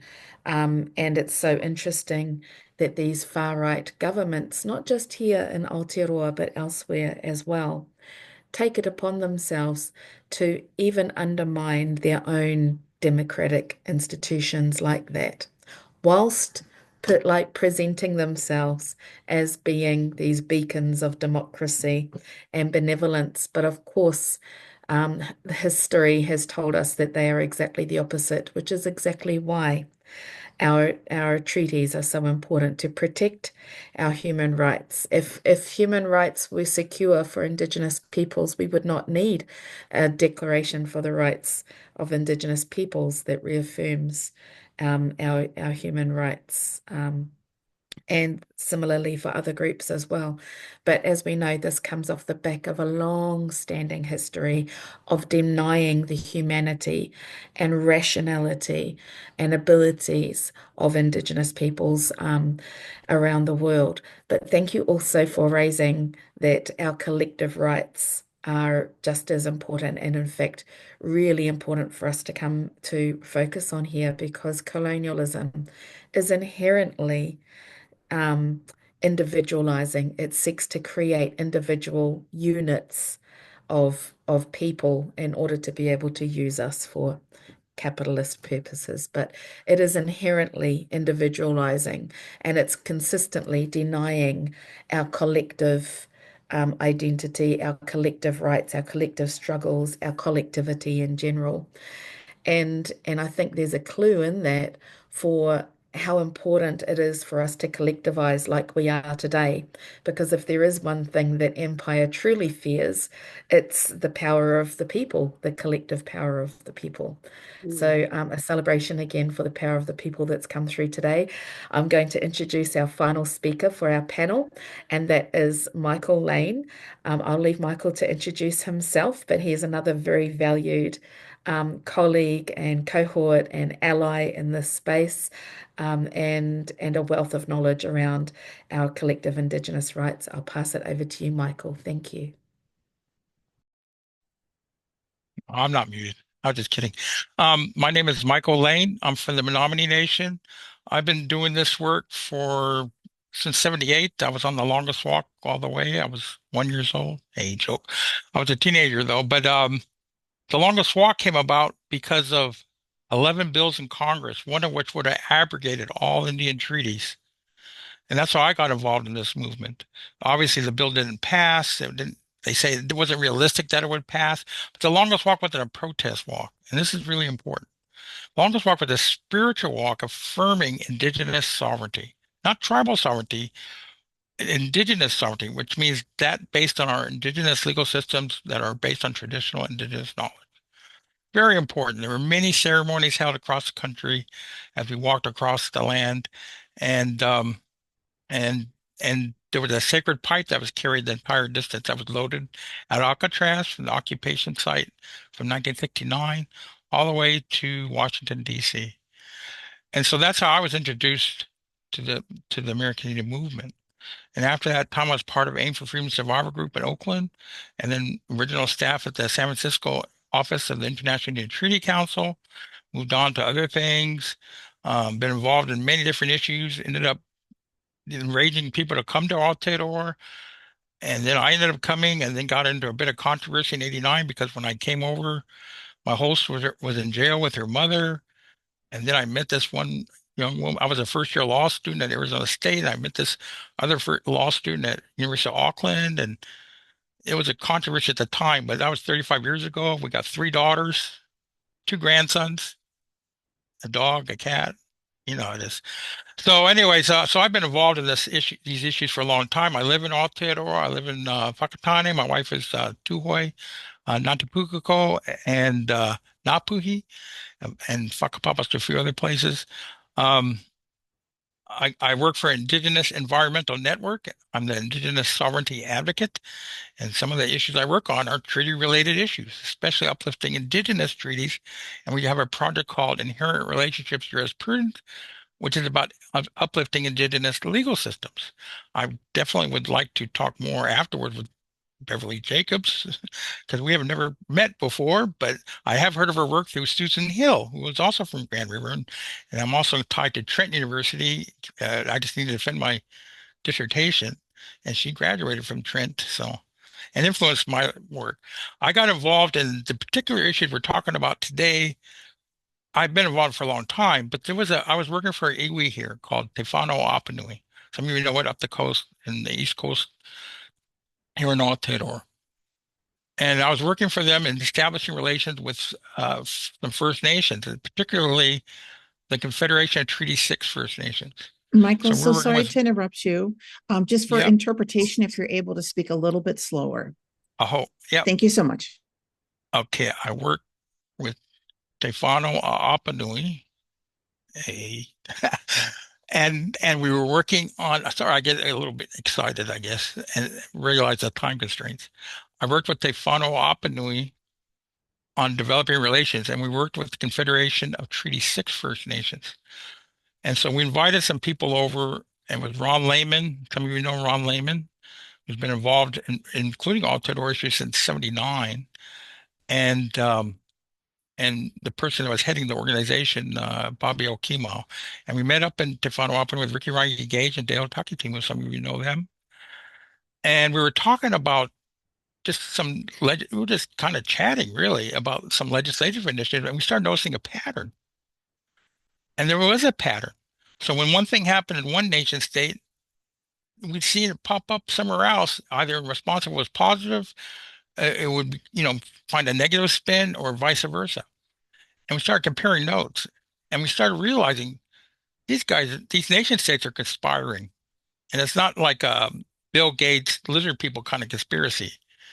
It was a real conspiracy of the Kansas Alliance. And so by that time, I already had a law degree from Arizona State University in the legal programs, but I didn't go to law school to be a lawyer, but similar to Beverly Jacobs, got to understand the system, but don't necessarily be taken in by the system. I came in through the movement. So that was, I had my eyes wide open, I didn't get indoctrinated in that sense. But in saying that, we started realizing, holy heck. And so I did some more academic stuff. I got my master's first class honors at Te Whanaoapa-Nuirangi, and I entered the PhD program in Indigenous Studies at Trent University in Peterborough, Ontario. And you have to understand, on the movement side, I have very strong connections. Besides my family connections that are strong here in Aotearoa, over 35 years, I have strong connections in what they call Canada too, with the Confederation of Treaty 6 area, and with Northern Ontario with Mo Quebec. So my connections are not just academic or intellectual, they're personal as well. And I always mix that. And as a movement person, when we say movement, we used to go on unreal road trips with my family when I was living here in Aotearoa with our daughters. We used to go on 5,000-mile road trips. I won't say where we finished off in LA, Anaheim area, but suffice to say that we moved around a lot, and we've been around a lot, and I've seen a lot, heard a lot, been to many ceremonies throughout, because that is the foundation of our movement, traditional spirituality. So this is not just a political attack, what they're doing here in Aotearoa. It's literally an attack on our identity, our spiritual ways, our ways of life. They're trying to turn us into corporate entities. And they've partially succeeded to a large extent over the last few decades. As I said, my first involvement with these issues was on the longest walk. The organization that created that legislation was called the Interstate Congress of Equal Rights and Responsibilities. And they had such catchy phrases of creating equal rights for all and things of that nature. The exact same rhetoric, not similar, but exact same rhetoric that David Seymour here in Aotearoa is using to push the treaty principles crap. Am I allowed to say crap? Anyways, suffice to say, there is a strong connection there. And then that same group, Interstate Congress Equal Rights and Responsibilities, gave rise to some groups that had such catchy phrases as save a fish, kill an Indian. And we're not talking 1890s or something. We're talking 1980s. And that's how raw it was in those days regarding fishing rights, and still is to a large extent, although some of those voices until the Trump administration came in were kind of quieter.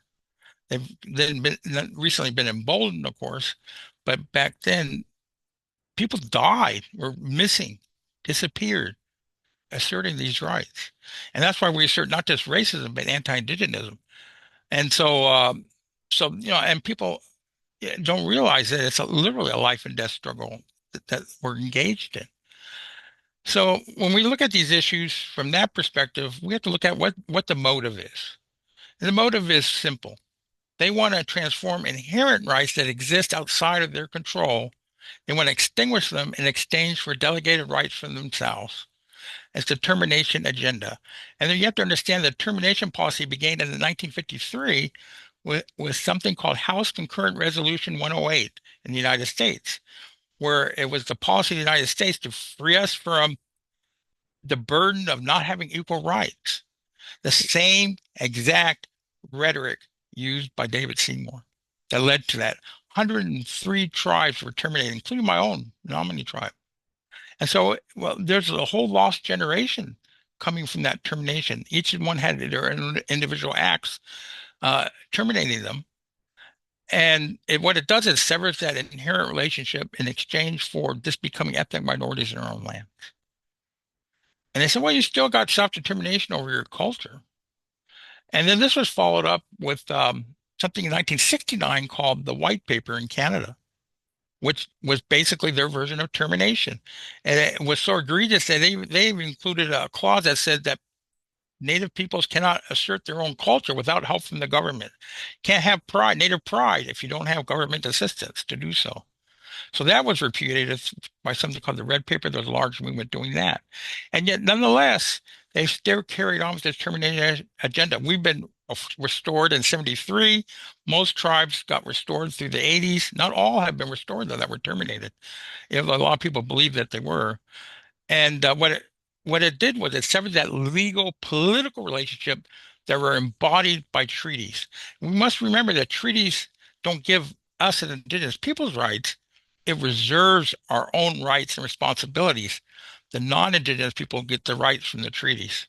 We have treaty reserved rights that we never gave up. And even so-called land cession treaties where people allegedly ceded their rights didn't happen. If you listen to most people that you travel around, most peoples will say in their oral histories, they did not agree to come under the mantle of that nation state. And yet that's how it's depicted. There's only one true example of international relations of a treaty that's preserved in the indigenous language, and that's the Treaty of Waitangi, Te Tiriti o Waitangi. The only example. Now, there is another treaty in Canada called Treaty Number 9, where they did the same old thing. They said, oh, they ceded us all the land in Northern Ontario. But in reality, the diaries of some of the people who are involved in those negotiations pretty much explicitly say, we told them we're sharing the land, we're writing something different than what they agreed to. That's the only other example. And that's really important because what we came up with this meeting, with this termination agenda that's happening with this Canada's Alliance, they actually have their WikiLeaks cables showing that they meet regularly and compare policy notes. So and there are two major examples of undermining those inherent relationships. One is the Treaty of Waitangi settlement process, where it's got some real subtle extinguishment of inherent customary rights. And the other is the British Columbia Treaty process, which is even more explicit, where they basically they extinguish their rights. And Canada will say, well, we're not extinguishing their rights when they enter into these so-called modern treaties. It's comprehensive land claims disguised as modern treaties. See, we list the rights right here. But here's the thing. If it's not on the list, it doesn't exist. So it's extinguishment. But they use a lot of fancy language to do that. Now, the latest iterations of this termination agenda are being found in Aotearoa, not just with the Treaty Principles Bill, but with the fast track bill that they've done to eliminate Maori consultation, and the Takata Moana bill, which is actually further limiting the seabed and foreshore. And they failed to mention that they got their whole language for limiting Maori rights from a legal decision in Canada called Vanderpeet. Some of you may not be familiar with Vanderpeet decision because most of you don't have a law degree and don't look at Canadian case law. But the Vanderpeet decision, if you read it and some of the principles out of it, you say, oh, what? This is very, very familiar to the seabed and foreshore principles that they developed. Not surprising that people don't know about it because they collaborate, but we as indigenous peoples need to strengthen that international. That's why this meeting is really good. There's a lot of nation-state isolationism happening. I'm going to read you something from the government policy in New Zealand that's been promoted as part of this Canada's Alliance, and it really underscores the principles we're talking about here. And then I'm going to tell one more thing. Here it is. The principle of self-management. This comes from the New Zealand government and it's still part of their policy. The principle of self-management. Māori, iwi have the right to organize as iwi, and then in parentheses, tribes, and under the law to control the resources they own. What's wrong with that statement? According to that policy of the New Zealand government, the right for iwi to even exist comes from them. Nothing inherent. It comes from them. which of course is utter. I can use balderdash here. Hey, um, so this is shocking. I would suggest in the work that I've been involved with that New Zealand is probably one of the most oppressive governments. It's usually presented as one of the most progressive. I say it's one of the most oppressive of indigenous peoples legally, for sure, in the sense that there is no recognition of any jurisdictional authority, which makes self-determination meaningful. So what's happening here is really bad, and they're only making it a lot worse. I think Tina showed a graph earlier about there's an effort to try and make things go up. This bill, it goes right down to zero. And so this effort that's happening here, I believe was targeted. I believe it was targeted by forces in the US and Canada as well as New Zealand. And I believe it was targeted because they saw it was vulnerable. And we can make no mistake about it. Now, Dr. Deborah Harry made a reference to the Martinez study, very important study in 1999. Guess what they're doing with the expert mechanism in the United Nations for Indigenous Peoples, with one of the main people being from British Columbia. They're trying to include comprehensive land claims, i.e. modern treaties, as part of that. And these so-called modern treaties are about extinguishing inherent rights in exchange for delegated rights from the nation state. The British Columbia Treaty process, for example. So we see that happening, and there is a strong connection there. I've seen documents that show that some of the BC treaty process is driven by inspiration from the Treaty of Waitangi settlement process. So these connections really, we need to strengthen our understanding of these. And we have to understand that an attack on Te Tiriti or Waitangi, if they're successful here, it's coming to a treaty near you. This is not just an Aotearoa issue. This is the front line for treaty protection in terms of everything it embodies from an indigenous lens, not from the non-indigenous legal perspective, from our own legal perspectives. So it's really important that people make their submissions and make it understood. Treaties are not race relations documents. They're legal political relationships that have been acknowledged through the affirmation of the treaty. So even people who haven't signed the treaty benefit from that legal political relation affirmation. So there are those that didn't sign the treaty here, like Tuhoi. Doesn't mean that they don't have any standing. It means that they still have standing. They have standing because the mere fact of entering into a treaty relationship in the first place inherently recognizes their authority, their political and legal authority, which is what is being undermined here. So this is not just about um, the treaty principles, which are, of course, in and of themselves ridiculous, but it's about preventing this termination agenda. There are 227 years of treaty-making jurisprudence, which is philosophy of law that Beverly Jacobs referred to. 227 years and hundreds of peace and friendship treaties and similar type of treaties established with Great Britain and a number of different indigenous nations. 227 years of treaty making. And I'm mindful of the Treaty of Niagara in 1764, which was, once again, a recognition that this so-called Royal Proclamation of 1763, they created this line across the Appalachians, basically like, if you think of Gandalf standing at the Bridge of Gaza Doom against the Balrog, they said, "You shall not pass." And that's in essence what it did. And they didn't want war. And they presented a treaty to over 22 nations entered into that treaty. And they established the legal principles that are involved in treaty making, which is that similar to the Tuo Wampum, recognizing their distinct identity and legal political relationships, they did not dare assert their authority over the indigenous nations that came to the Treaty of Niagara in 1764, because they, A, they didn't war, and B, they would have lost had they, and they would have probably been wiped out had they asserted that kind of authority. And it was attended by peoples from as far west as the Wisconsin area, far north as James Bay, and as far east and south as the Carolinas. If you think about the geography and the fact there was no internet in 1764, no cars, no airplanes, that's a heck of a lot of travel to attend this treaty meeting in 1764.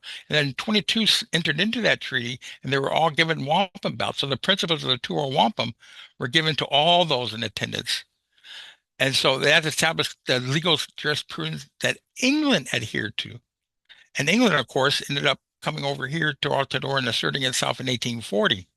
So the notion of a treaty of cession of sovereignty, a vague intellectual concept, is, to be blunt, unprecedented and balderdash. It never happened. It couldn't have happened legally. There was no foundation for it legally. And the original version, the real version, the Te Tiriti o Waitangi, is the only version that can make any sense based on that jurisprudence. And they knew that.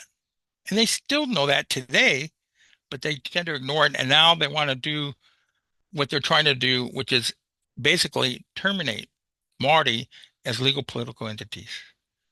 So that's what I got for now. So, 16 minutes.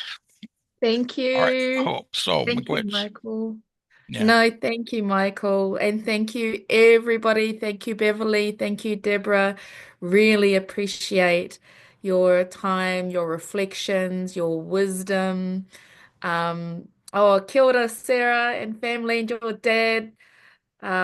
Yeah, we just so appreciate it. Excellent. You just submitted it. It's just been our heart has done little leaps of joy every single time somebody has written in the chat that they've just sent in their submission opposing it.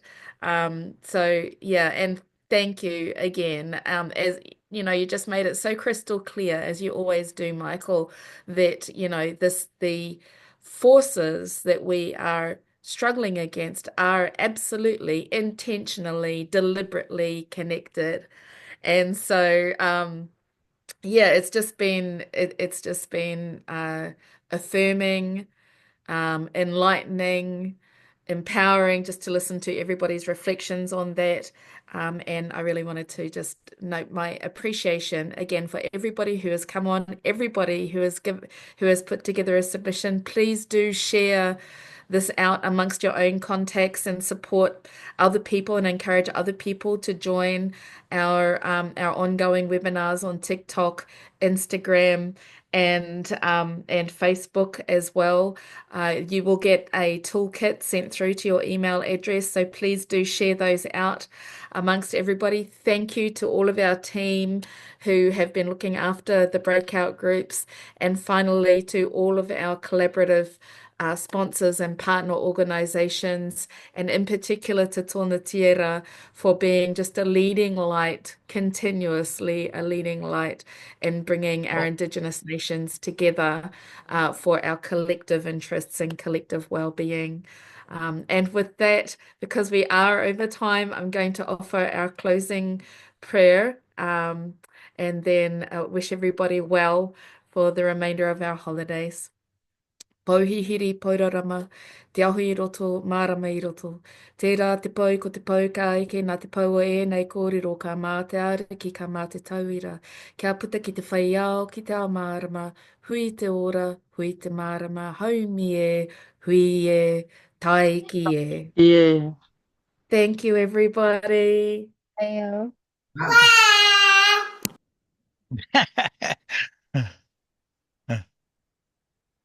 Thank you.